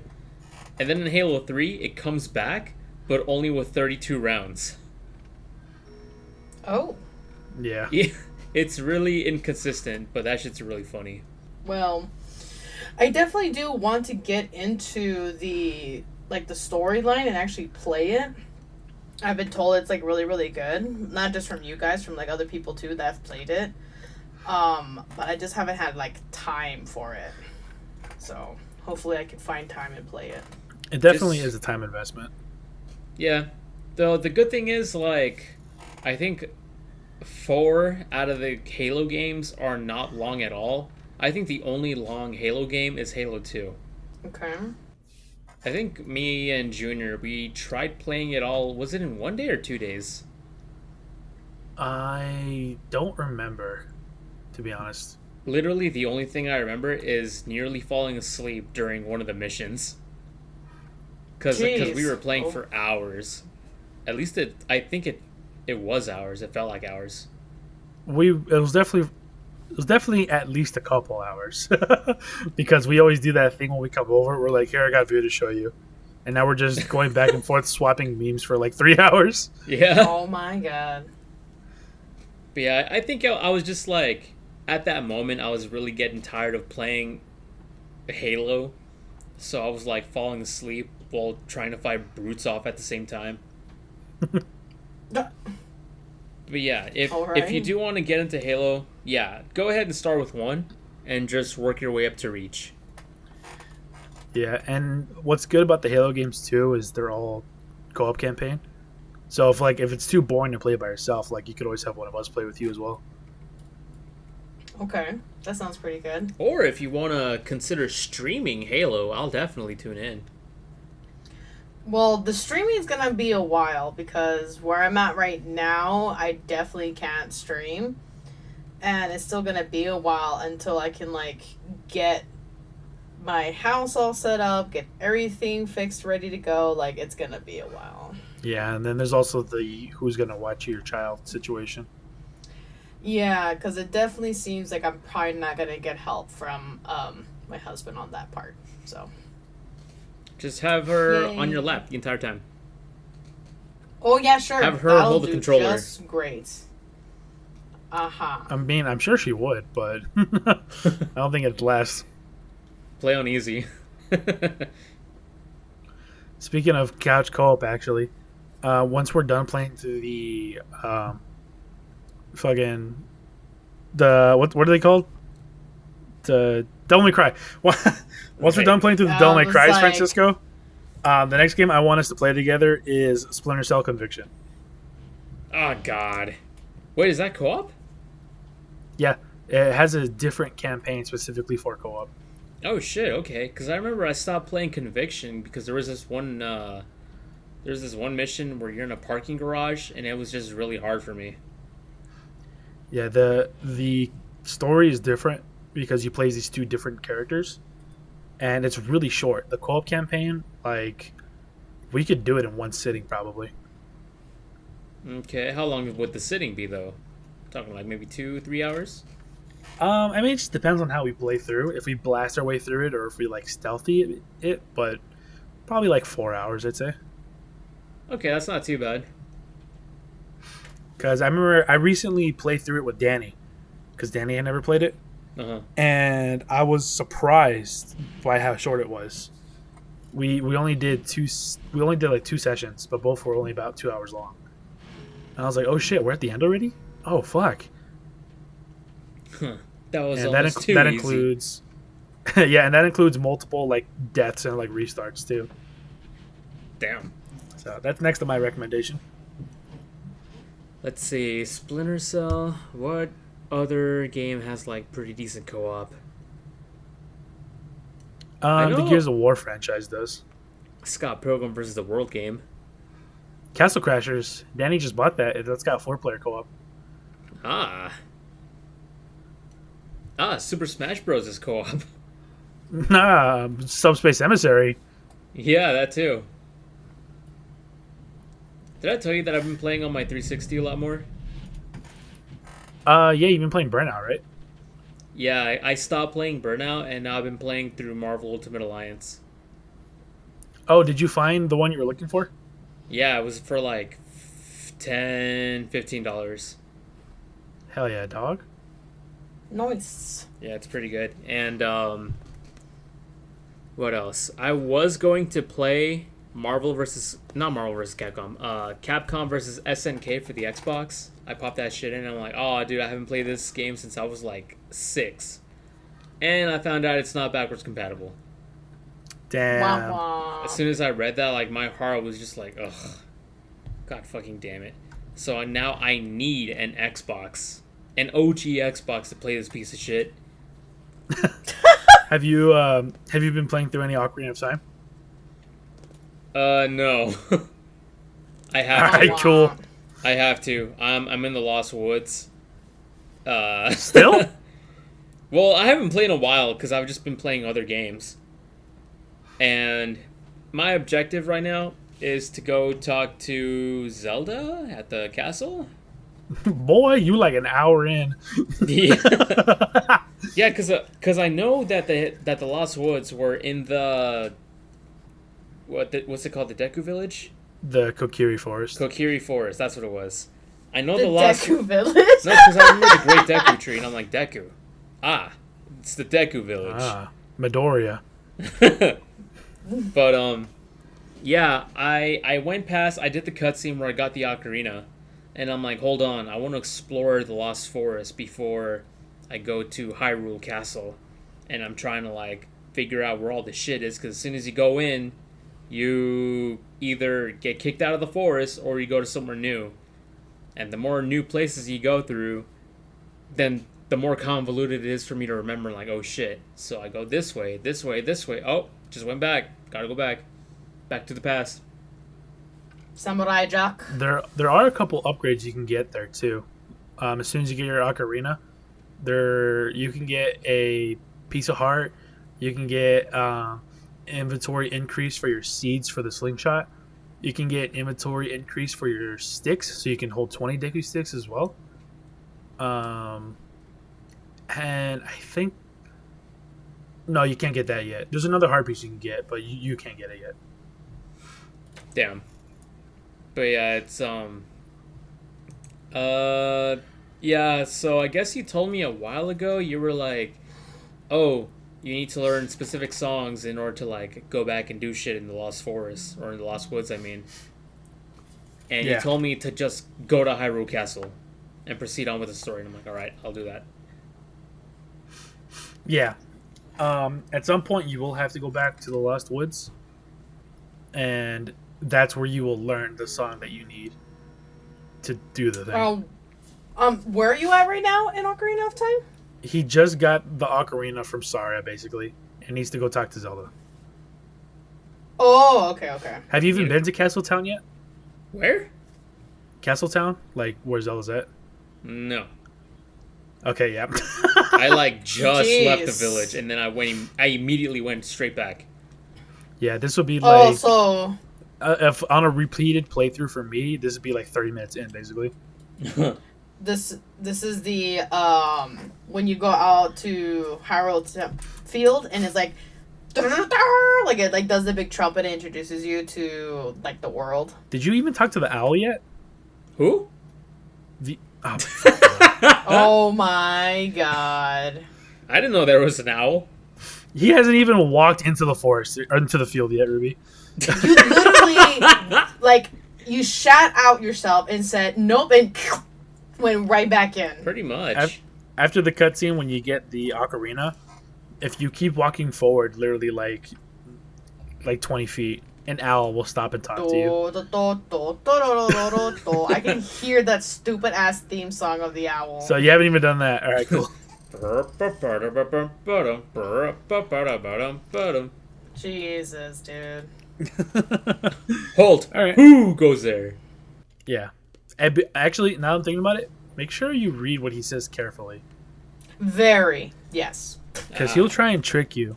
He like says a lot of stuff, a lot of dialogue, and then at the end he'll be like, "Did you get all that?" But your cursor will automatically like go to no, No. and so if you're just spamming the button, then you'll make him repeat himself. Oh god. So So that's pretty much all I gotta be careful with is whenever I have to like do an input. yeah, specifically when you talk to him, like they purposely made him annoying, Damn. and that's not the only time you talk to him either. Could I like kill him? No, he's a god. No. He's a god. We've tried. Like, we've tried, Francisco. Ain't nothing that we can do to shut that fucker up. So, good luck with that. Sounds good. Speaking of N64, I was just telling Junior that I went to Game On Expo during the weekend, and something I saw that they were selling was Pokemon Fire Red and not Fire Red. It was just a classic red and blue, but they were on a N64 cartridge as opposed to cartridges for the Game Boy. Is that some kind of like mod, or I'm sorry, wait, has what? the Pokemon Um, has those Pokemon games specifically released for the N64 at some point? No, I know what you're talking about. I don't remember what it's called, but it was a real thing made by Nintendo where you basically plug it into your console, and there was a little port for Game Boy games. so you can play Game Boy games like on the big screen. Yeah, I know that tower like in Oh. Pokemon Stadium, but no, this cartridge, what it said, Pokemon Red on it. Oh, like it was ported into a 64 cartridge. Yeah. Oh, that sounds like a mod. I don't think it was ever released. Because it looked legit too. Like, whoever made these, it was really well made. But it's not like one person that was like, oh, yeah, these are mod or ports, whatever.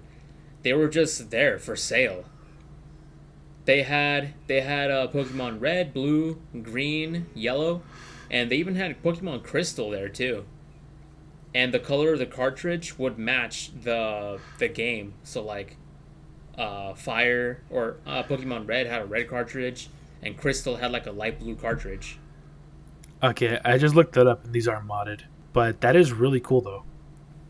Mm-hmm. Yeah, I was like, holy shit, that's really cool. Like, this would be like a really cool way to play Pokemon.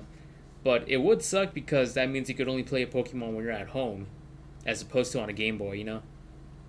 Yeah, Yeah. I see it here. You can buy some of these for like $35. Wow, that's a low price! I bought my Ocarina of Time Master Quest cartridge. I bought also for like $30. Nice. You know, speaking of, Jeff Steitzer was also at Game On Expo, the voice of the Halo multiplayer announcer. Oh, was he? Yeah. Killing spree. Yeah, and I actually had him do a quote for me. I'm gonna play it right now. Hopefully you guys can hear it. Oh shit. Okay. Wow, that's a low price. Could you guys hear that? Did you play it? Yeah, No. it was just silence for us. Okay, hold on. I'm gonna lower the volume. Oops. Oh, hold on. Okay. Starts playing okay. porn. Yeah, I was waiting for it. Nah. Okay, hold on. No porn. So that means no head? That's the wrong quote. Wow. Well, I tried, okay? Okay, no, it's not playing. Yeah. This Discord, it's good at picking up things that are considered background noise and cutting it out. Ay, that sucks. Well, anyways, Jeff Steitzer is saying, "Wow, that's a low price." Oh, dude, I totally would have had him say, "Wow, put that down. You don't have enough scarabs." Nice. Just have him. That would be great. Just have him repeat like all the video game quotes. Do a barrel roll. I'll buy it at a high price. What are you buying, Oh. step bro? Dude, that actually reminds What are me. you I didn't. selling? Did I tell you guys I pulled out the Leon voice at Bashes? No. What? It was the day that we went to our Tia's birthday, Ruby, and Okay. I stopped at Bashes, and it was a heavy downpour too. It was raining really hard. So after I got my stuff, I looked out the window, and I see that it's still raining. So I was like, "Fuck!" And I was like, "I'm gonna go see if they sell umbrellas because I don't have an umbrella in my car, which I should, but I do now. But I did it at the time." So I was looking around, seeing if they sell umbrellas by any chance. Oh! And I come across one of the employees, and I walk up to her, and I don't know what fucking possessed me to want to do the Leon voice, but I just walked up to her and I say, "Excuse me, do you by any chance sell umbrellas?" and, then she, Oh my god. and then she just looked at me and went, no, sorry, we don't." And I was like, "Okay," and I walked away. What the fuck? You look at one of the employees and like, it's that dog. Hey, it's a dog. Ashley. I don't know why. Ashley! I just, for some reason, I was just like, "Do you sell umbrellas?" Disculpa, ¿dónde está la biblioteca? That's pretty fucking funny. Yeah, it was. Afterwards, I just was in my head all day. I was like, "Why the fuck did I say that?" Like, made no The- sense. The employee turns around. ¿Qué carajo estás haciendo aquí? Lárgate, cabrón. And I'm just like, "Excuse me, Sorry. freeze! I said freeze! American Cop Simulator. Yeah. I need to start quoting Leon more often. He has really like fun shit to say, even when it doesn't make sense. Like, I remember one time I was playing Burnout. It's a fucking racing game, Yeah. and I almost like crashed. This dude almost like made me crash into another vehicle, and it missed. And I was thinking to myself, not falling for this old trick. It's funny because every time I think about like crashing in a racing game, I think about that dude from Star Wars, The Phantom Menace, when he crashes into like a fucking rock and he just goes like. It's like a squeaky toy. I know what you mean. Yeah, you know what I'm talking about. Yeah. I could just always be like that one dude who's also in the pod race, and he just goes like, ah! Pod racing. Or Now that's pod racing. Sebulba at the end when he's like, Pudo! Well, has anybody got any last minute stuff they want to get off their chest? I'm fucking excited for the new episode or season of Sonic. Primo. Shit, Prime? Prism? It's Prime. Is it Prime? Dude, everyone on Twitter is losing their minds for it. They're like predicting what the next thing is gonna happen. And there's one that I really like on Twitter where they have like voice actors like voicing it. And it actually makes me like really sad because it's Shadow just ripping it into Sonic. And Sonic's like, I know I fucked up, Shadow, but please help me. I just want to get home. And he like breaks down. The fuck? So Big the Cat is gonna go supersonic. I'm going have real you seen it, fast. Francisco? What's up? Have you seen the show? No, I haven't. I've only seen the first episode. Okay, well, I won't say anything then if you're gonna watch it, because I don't want to say what happens, but it's really caught my feels, this show, and I think this is the best Sonic I've seen. God, you know what? For someone that loves Sonic, I haven't seen, like, any shows to completion. I haven't finished Sonic X. I haven't finished Sonic Prime. I haven't even seen, like, the old Sonic cartoons. I haven't seen my Sonic God. Boom. You haven't? No, like, I've seen a few episodes here and there, and they are pretty funny. But I haven't, like, sat down, started on episode 1, and, you know, kept watching, you know what I mean? What about the Sonic Mania like miniseries? Oh, that's on YouTube, though. That doesn't count. And it's only, like, 5 minutes per episode. It's still Yeah, kind of it's good. still I watched Sonic that. content. Yeah, it's true. I did watch that. Also, Ruby, if you're interested, I can let you borrow my copy of Sonic Frontiers for the Xbox. Ooh, just hang on to it. I don't have my Xbox with me. It's still back at the previous house. I'm probably not going to be able to do a lot of this stuff until my house is up and running. The only thing I have on me right now is the Switch and, of course, my PC. Oh, Sonic Frontiers is for the Switch as well. Oh, yeah, is it? but it'll run like dog water underneath the canvas. Yeah, it'll run Oh. like Apex on Switch. Oh, fuck. God. No, Oh, fuck. no, never mind. Just hang on to it.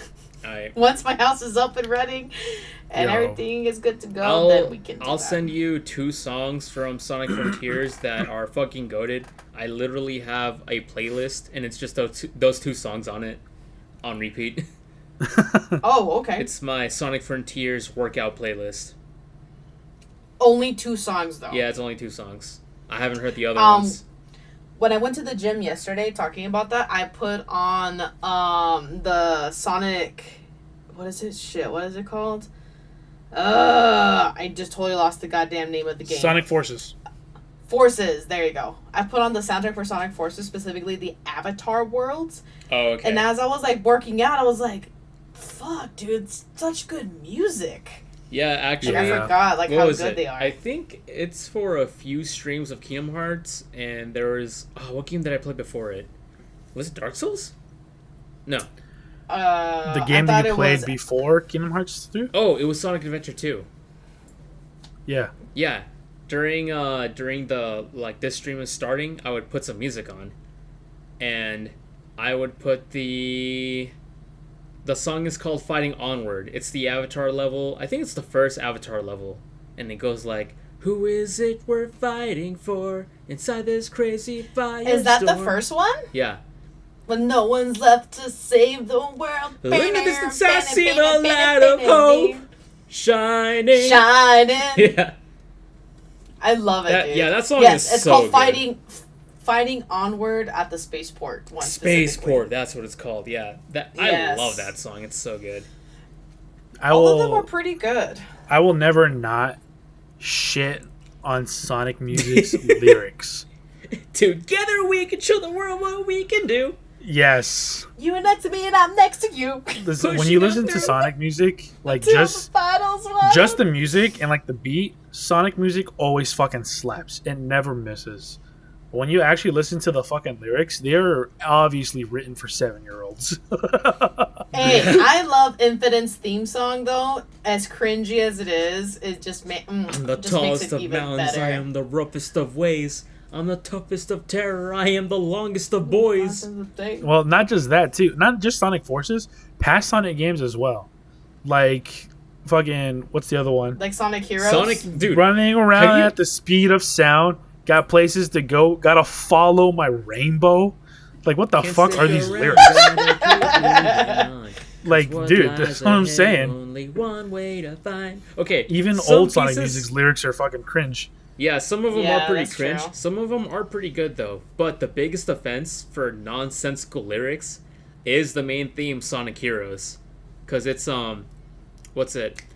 What goes up must come Yeah, my feet down. don't touch the ground. Yeah, right. See my road like, spinning upside down. A mighty crash without a sound. Oh, this one. I can feel your every- every rage. Step inside, I'll turn the page. Breaking through your crazy maze like a laser beam. My eyes on you. I know, right? These Like, what lyrics the- are so fucking whack. Fuck you saying, bro? Like, I will always clown on Sonic music lyrics, but the music itself always goes fucking hard, though. But there's like a weird charm to it too because they're so bad, but we grew up with them, you know? Yeah, Like with Sonic Heroes, like I will never, like you play it and by the first beat I like fucking know that song and I just have to join in because it's just in my memories. From the fucking drum and bass, you know? Yeah, exactly.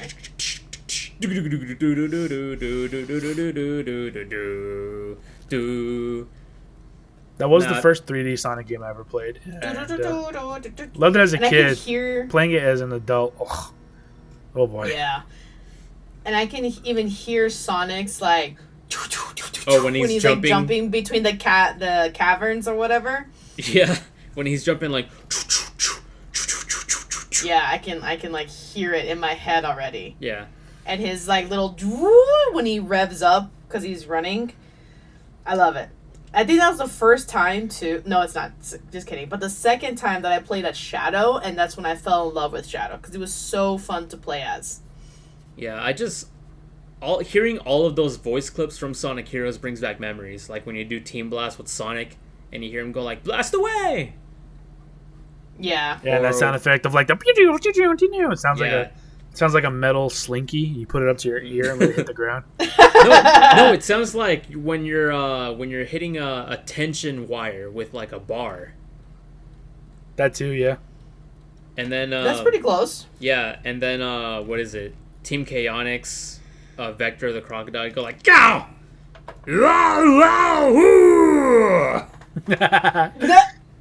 I'll never get over. Yeah, that Yeah, that was the team that I didn't like to play as. Team Chaotix, it's definitely like the hardest one, only because their missions can take up to 30 minutes to complete. Yeah, not only that, it just felt like it was boring. My favorite thing about So- playing as Team Chaotix was playing as the what is he, like a chameleon, I think, or something like Yeah, that? SPO. SPO. My favorite thing was SPO, playing as that's his SPO name. and trying to line up the shuriken throws because I like tried hitting people from a distance with it. That Yeah. was my favorite thing to do. The fact that he turns invisible. I don't even remember that. Yeah, when He you does? do the like, you know when you jump and then you press the X button, you do the blue tornado as Sonic. Yeah. Yeah, Shadow can do the black tornado,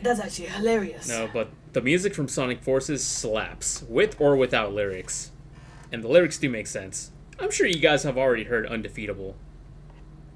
I have. Sounds familiar, but I have no idea. My favorite soundtrack from Sonic Forces is an Avatar stage. It's one of the later ones. I don't remember which one it is. I don't even remember what the song is called. Oh, you know what? I The think I know which sky one it is is. falling and That's it's the falling one. tonight. The sun is shining from the sky beyond, and light That is is just- fading from our From world. our world, now's the time of reckoning. The The final battle has begun. It's called the Imperial Tower. Imperial Tower. That's the name of the level. Is where this was where it starts. Yeah, Eggman's Empire Fortress. That one sucks. No. No, that's classic Sonic Iron Fortress. That music fucking sucks. Oh really? You have no idea how hard they are tryhards when it comes to the chiptune classic Sonic stages, to the point where it just sounds annoying. Oh. I'm be real with you. Well, first of all, yes, that is the song I was thinking of. But so, the classic Sonic stages and Sonic Forces were all pretty mid, in my opinion. Yes, it was very unfortunate. They tried replicating the classic Sonic from Generations, and it backfired so bad. I hate playing as classic Sonic in Forces. I was pretty bad. think modern Sonic was much better than classic Sonic. Yeah, modern Sonic and also the Avatar stages are pretty good. My only gripe with the Avatar stages is like some power ups were just short. like obviously way better than other ones. Dude, I know it's been a while since you guys played it, but do you guys remember the whip? Yes. The electric whip? Yes. Oh, that was terrible. No, it's the best fucking weapon in the game for one reason. Was it? Yeah, for one reason. You gain invincibility while you're swinging the damn thing, and you can spam it. Boy, can you spam it. Yeah, The you can whip? I spam it cannot- non-stop, and enemy attacks will go right through you. I don't remember using that. It's the one that you start off with. It's the like yellow like electric looking whip, right? Yeah. Yeah. Dude, I kept remembering the Game Grumps video when they're using the whip to fight Infinite, and he's like, "You can't stop me. My power is unlimited." Ooh, ah, eat, oh! Yeah, I remember My, that too. my infinite power. Da, do, da, yeah. Time to be put to rest, my child. Ah, oh, ah. Oh, Yeah. that shit's so fucking funny. The whip doesn't do that much damage in that fight, but man. Yeah, I really can't remember. I'm just gonna have to play this game again. You don't 'Cause have I to. thought it was like, well, No, okay. here, Ruby, we'll do a one-off. Let's do a one-off. Okay. We'll do a one-off for Sonic Forces. We could probably finish the game in the sitting anyway. We probably could with how short the fucking levels are. Do you guys That's my only thing. Like, it's too short. remember my fucking reaction to finishing the Shadow DLC? In like 10 minutes. Yes. The fucking Shadow DLC, I was so excited when it came out, and it was supposed to be a prequel and shit. I played it at you guys' apartment, and it was only 3 missions long, and all 3 missions were under like 2 minutes.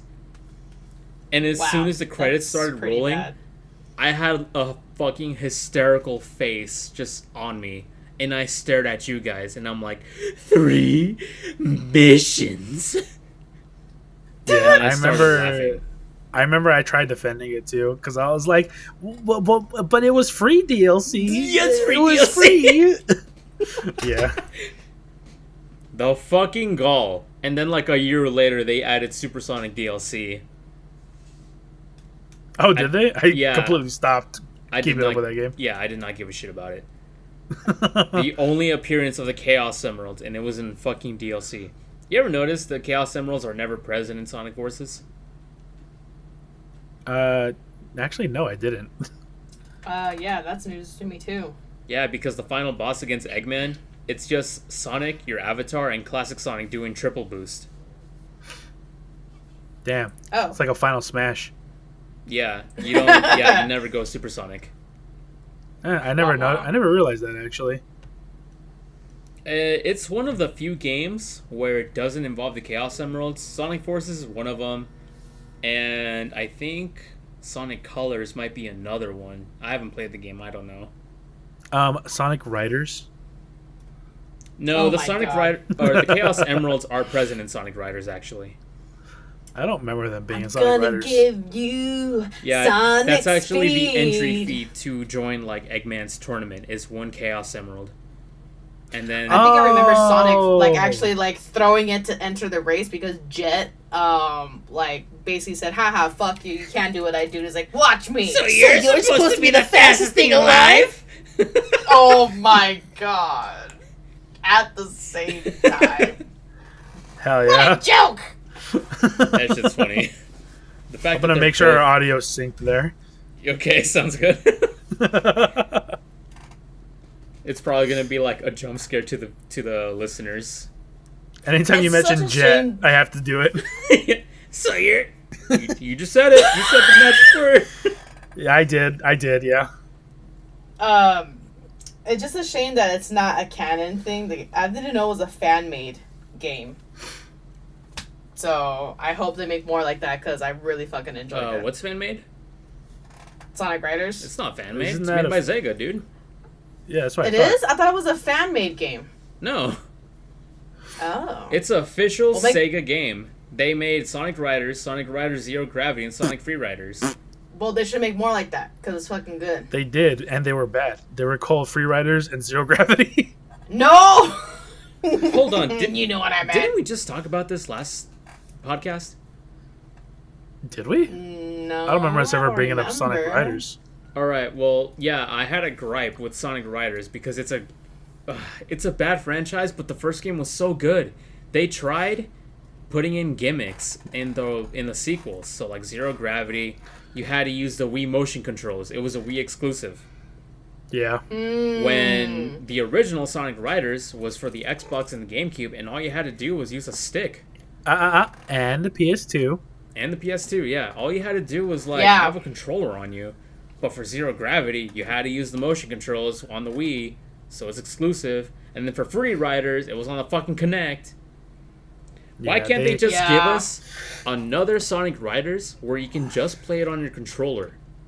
Bro, That's and that all shit we didn't want. Even, that shit didn't even fucking work half the time, too, playing it on the Kinect.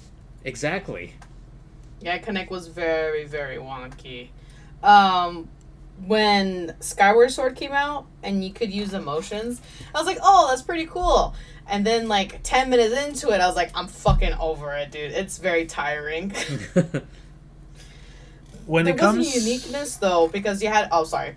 There was a uniqueness, though, because you had to slash the enemies a certain way, right? Because you could use motion controls. But it just got very tiring to do it all the time.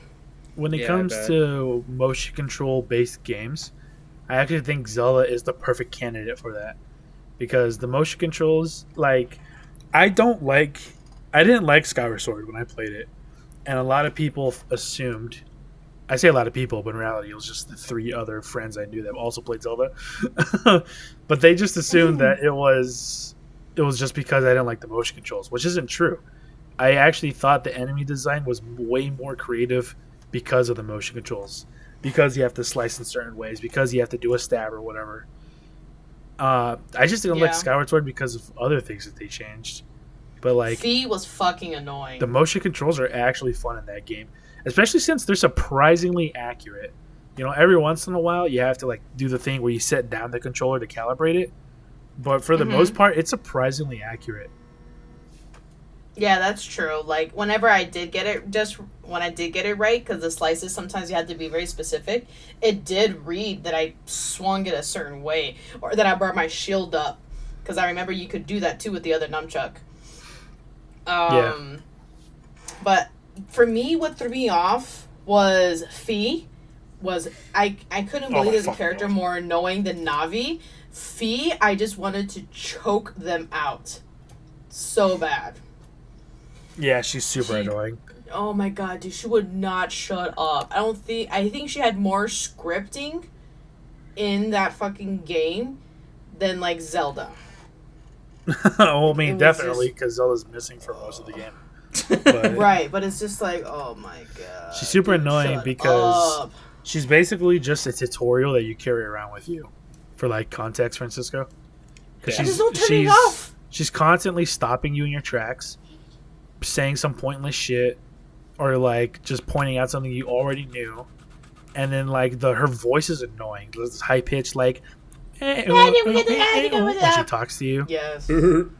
And yes, and like I said, it's a constant stop and go. Specifically in the beginning of the game, she comes out of your sword because she's like in the sword, and she stops you and she gives you some dialogue text, and you keep walking, and then you go like 10 feet, and she comes out again, and then she gives you more text, and then you go and you climb a thing, and then she comes out again and she gives you more text. It's like, Jesus fucking Christ, can I play the game?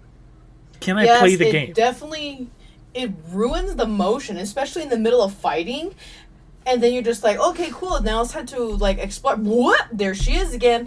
And it's not like Navi where she was like, hey, listen. And you had an option to see what Navi wanted to say. It was no option. She just fucking came out and said her shit and then went back in the sword. Navi only force stops you to talk like 3 times, like throughout the whole game, basically.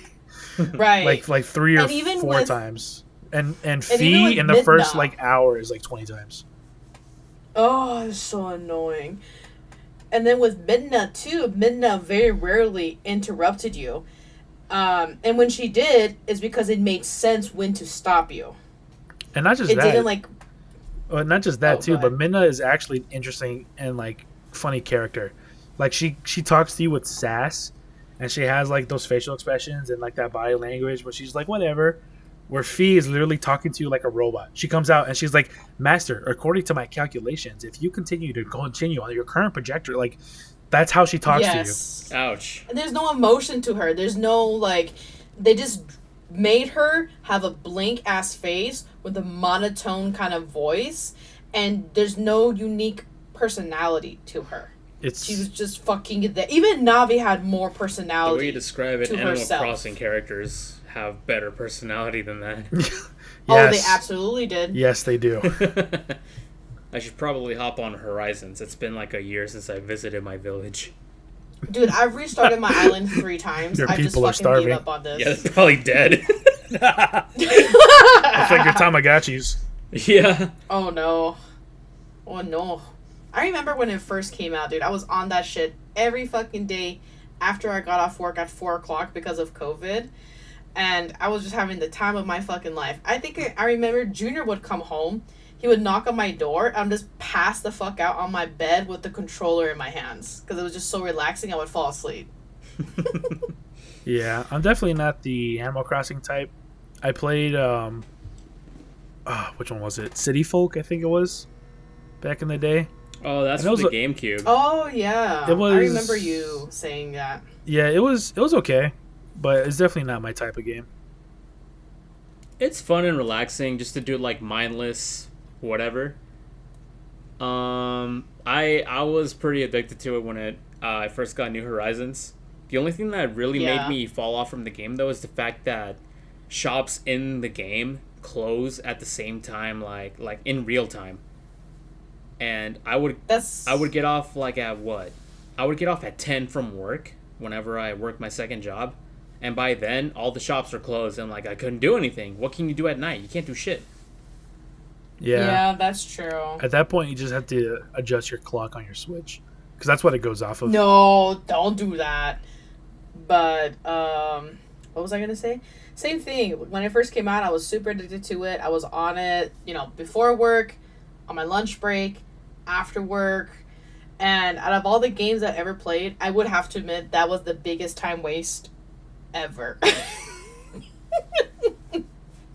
It was nice time wasted, but yeah, like after all these craziest hours I did putting into it, just one day I was like, I'm gonna restart it, and I just restarted my island and lost everything. For me, like a game that's like that, where it's like the kind of unwind game or just chill out game, is definitely Minecraft. Minecraft is the only game I'll play where like I won't even like listen to the game and like play background music too. Like I'll just I'll sit down in the living room, play Minecraft on the Xbox, and like on the Xbox like Spotify app just play some Sleep Token, and I'm just fucking chilling to Sleep Token playing Minecraft. That's That's how I am with lo-fi. I just put on lo-fi, and sometimes I just do the same thing. Just kind of build something. I'm like, okay, I'm done for the day. That's when I was at the peak of like my life. I would get off work at 10 p.m. or sometimes like 11, come home, play Minecraft till 3 in the morning, just listening to relaxing music, and then wake up at 11 a.m. the next morning, clocking out work at 1 p.m. Like I was big chilling. Nah, dude, the peak was when you and I would play Apex. Then we go to IHOP at 3 in the morning. Dude, And didn't invite me. Didn't at one point we kept I kept my door open so we could do live chat instead of like headphone chat. Yeah. Yeah, Oh because my Junior would God. play in the living room, and the living room is like right next to my old room, and I think at one point my headset died, so I just opened my door and I'm like, Junior, can you hear me? Like, yeah, all right. Oh my god. He's behind you. Oh shit.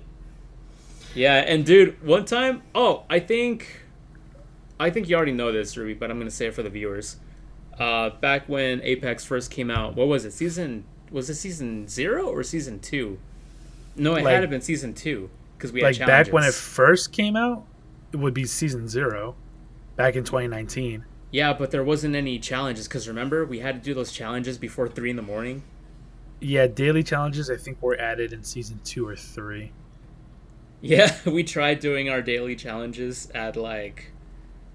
No, they reset it at 2 in the morning because at 1. Late as fuck you would do it. Yeah, because at 1:20, me and Junior, we went to IHOP, and we were big chilling, and then we looked at the time like, wait a minute, we haven't completed our dailies. What time is it? 1:40. Like, fuck! And I think my last God. daily was win a game. We had to book it back before the challenges reset. We book it back, yeah, and we played the game. We won it, but it was past 2 in the morning, so the challenges were already reset, and I didn't get the XP for it. Wah, wah. Dude, I still have a video saved on Snapchat from that day, or that night, and it was me grabbing the syrup dispenser, and it looked like a bird's beak, and I just went like, The way how Discord cut at you just made it even better. Oh. I know exactly what he's talking about, though. yeah. Junior, as his Xbox background, has his Apex stats for one of the games he played. It was a game that it was you, me, and Philip. And Oh, that's right. That's right. the background to my Xbox, like, home menu is a screenshot of the stats of that game, where I had 12 kills and 2,993 damage. Damn. That was back in like season 4 or something like that. That was my best game for a long time. Yeah, him and the other dude definitely carried me. Like, I would get up, I would run and slide, and be like, I'm down! Revive Not me! again! I was on fire that game. But we ended up Yeah, getting the second combo- because it ended up just becoming me versus the last team of 3. Yeah, Damn. sorry. I definitely did not fucking help. And also, I was trying to play on my PC with mouse and keyboard, and Junior warned me. He was like, you should just put on controller. I was like, nah, I'm a PC gamer now, and I definitely got my ass kicked. Yeah. Also, PC lobbies are fucking tough if you play on console. Oh, yeah. But thank I'm- God They just can... No, they want to take away our aim assist. I remember the very first time I went into a PC lobby. One of the very first like encounters I had was against an Octane, and he downed me, finished me, and then body swapped on me like in like 2 seconds. Oh my god. That's the Like- weakest PC player. Yeah, like What? I'm like, this is who I'm competing against right now. because you can That's fucking crazy. loot and move and everything like At the at time. the same yeah. time on PC where you can't on like controller. People have Yeah, that's over true. the years people have figured out ways to like pseudo move while looting, but eventually you just stop moving or you end up leaving out of the loot like inventory because you get too far away. Right, right. Oh, is it Like, like you sliding can't- past the death box? Sliding past the death box or just running past it or like jumping right when you're looting. Things like that. People figured out a way to like be able to at least body swap while moving, but you can't do a full loot while moving like you can on PC. Yeah. Is there an option to not play crossover? No, To if disable you're crossplay? playing if you're playing with solely console players, you can disable crossplay. But if one of you is in a PC lobby, then crossplay has to be enabled. Right, that's what I'm saying. Like, if you were to play with like the Discount Boys, because it's all on console, you guys have the option to play against console players. Yes. It Okay, it, well, it, that's nice at least. it makes matchmaking really shit though. Because I tried it before really? with the Discount Boys. Yeah, I tried it before with the Discount Boys. It's not like a setting that you turn on in Apex, or at least this was a few years ago, so they might have changed it. There was a crossplay button in the menu, but it was grayed out, so you actually couldn't click on it. And but on your Xbox settings itself, you can turn off crossplay. So we did that, but it made matchmaking really shitty, and it took a long time to get into matches. Well, that kind of sucks. I haven't checked since I did that, and it has been at least a year since we did that. So that crossplay button that used to be grayed out might actually work now, but I don't know. Yeah, Watch it because be I've been removed. waiting for you guys to get back into it, but I know that everyone's busy. So, Nick's been streaming Apex every once in a while. I see his streams go up, but it's usually like around the time I'm about to go to bed, so I don't get to watch them. Damn. yeah, like around the time that you start streaming, Francisco, it's either I'm busy with like dinner, or we're all doing like family stuff, so I just can't like get up and leave. So very rarely can I get on stream. The time when you were playing Kingdom Hearts and you were at the Pride Lands. Pride Lands, that small moment is because I went to the bathroom. Oh, nice. Like, it's very rare that I'm going to be able to like sit through like hours of stream, unless one, you do it over the weekend, which you kind of don't because you do it over the weekday. I don't anymore, because I used to have Monday, Wednesday, and Saturday blotted off for streaming, but I've been having to work my second job on weekends, which includes Saturday, Sunday, which has sucked. But Right, it's right. I'm gonna eventually revert back to that schedule because I'm finally on demand, which means they won't be actively scheduling me to work unless I pick up shifts. Oh, So I that's nice. will decide when I get to work or not. Ah. is it just because you've been there for a while? It's something you worked up to it? No, it's an option left for people that still want to work but don't like want to quit. So like I still keep my benefits, which is good. I thought they were going to take away like a discount or anything like that, but no, I still have my discount. And it got to the point where like I'm working so few hours to the point where like I might as well be on demand because I'm only working 8 hours a week. And Wow. last week, I mean, I had to call out one of the days, so I'm only working 4 hours a week. So it's like HR pulled me aside and like, hey, just go on demand. Do us both a favor. I'm like, all right, yeah, that sounds good. Yeah, that Yeah, I benefits mean- everybody, I think. Exactly. Yeah, because it's Um, like, oh, you're like, I saw that you had your shift posted up for 2 weeks, no one took it, and then the day of you called out, like, it hurts the store, blah, blah, blah. And I'm like, yeah, I understand. I'm like, yeah, I just go on demand. I'm like, all right. So I did it that day. And I think I just need to work my already out schedule for next week, maybe 2 weeks. And then after that, I won't be scheduled, and I'll just have to look at the shifts available on my phone. Okay, not too bad. I think it is time to cut it though. It's getting pretty late. Yeah, I've been holding a piss for about an hour now. Oh, Yeah, why and I didn't you really just would like sneak to away shower. for a bit? Because I didn't want to miss the convo. The combo. Oh, convo. Convo, With a the V. convo. Yeah, boy. Next time, just That's not Valco. yeah, like I had to miss out quite a conversation. I don't know what the hell you guys were talking about before BioShock Infinite. We just talked about like Dead Space, Um, Evil Within, stuff like that. Horror games. What makes it a good horror game? I see. Yeah, I was telling Ruby how about Dead Space 3 was action packed and people didn't like it, but they basically just did Resident Evil 4. Dead Space 3 was that series like Resident Evil 4. Dude, I love Dead Space So- 3 for one reason: building your own weapon. Yes.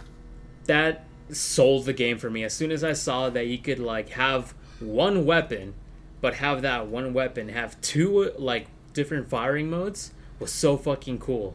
No, what was it? It has two modes, and one mode has two firing, like two ways to fire each. No, you know what? I don't remember. My favorite combination I was like- my favorite combination was like having like an assault rifle, and then you switch its firing mode and it's like a shotgun. Yeah, So Yeah, that was pretty good. or you have Yeah, like but- the shockwave, so like it doesn't hurt, but it pushes everything away. yeah, I just started a new game, Tiny Tina's Wonderlands, and it's really fucking funny. Like, I'm having a lot of fun. I just wish that my husband wouldn't like spoil things for me because he's played it already. So I might just have to play this by myself again. So far, it's really fun and it's very funny. I heard Yeah. Tiny Tina's Wonderlands was like kind of disappointing. Well, so far I'm having a great time. I'm having a lot of fun. And oh shit, what's her name? The voice actress who Tara was No. The wife of Manny from Ice Age, I can't remember what her name is. That voice actress is in Tiny Tina's Wonderland. Shit, I forget what her name was. Let me Kiki Palmer. is that really what it is? Hold on. The You voice said the actor voice- of Manny is not. His No, wife the is wife. Not, yeah, the wife is not Kiki Palmer. Is it not? No. Who's the wife? Hang on a Wife second. I'm trying to of get the Manny. voice actress. Wanda Ice Skies. Wanda Sykes? Sykes, yes, that's the actress's name. She plays a character in Tiny Tina's Wonderland. Let me look up the cast real quick. I know who Wanda Sykes is. That's a very recognizable voice. Yes. Manny yes. from Ice Age? Are you sure? No, she plays as the wife of Manny, but I forget what her name is in that movie. Oh, I confused Ellie and Peaches. Those characters. Kiki Palmer voices Peaches. Ellie, that's her name. Ellie is the wife of Manny. Yes. Wait, she that's plays- Queen Latifah, isn't it? I'm looking it up. I thought it was Ellie Wanda Ice Age. Sykes. Ellie Ice Age voice. Queen Latifah, and just two different. And Dawn of the Dinosaurs is Queen Latifah, and in Ice Age Adventures of Buck Wild, it's Dominique Jennings. Oh. Never mind So then. Queen Latifah's in Tiny Tina's Wonderlands. No, it's not Queen Latifah. It's Wanda Sykes. It is Wanda Like I- Sykes. You're thinking. Where did of. you get Manny's voice? Hold on. Because when I looked up her roles, like who it was, because I vaguely remembered her voice or recognized it, it shows that she was in Ice Age. Wanda Sykes could be in Ice Age, but not as Manny's wife. Yeah, Wanda Sykes maybe is I in Over just, the Hedge. Are you sure that's what you're thinking of? no, I wasn't. Point being, really, really famous actress is in it, and she's really fucking funny. Aaron Hansen voices a character in Tiny Tina's Wonderland. For a second, I thought it was Chris Hansen. No, Aaron Hansen of Game Grumps fame. He's the Demi Lich companion. Oh, wait. Did you guys see Ice Age Continental Drift?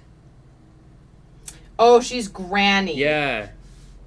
She plays Okay. Sid's like grandma. You're right. Right. Oh. I just looked at it more closely. Oh, okay, yeah. Yeah, Wanda Sykes. Yeah. is, Over the Hedge. Oh, go ahead. I was just gonna say that's a super recognizable voice. Yeah, I can hear it now. And Over the Hedge, if I remember correctly, she plays as that skunk. That's right. No, the skunk is a dude though. No, the skunk is a female. No. And Oh. they disguise her as a cat to try and seduce the male cat into the house they're sneaking into. And she says her name is Stella.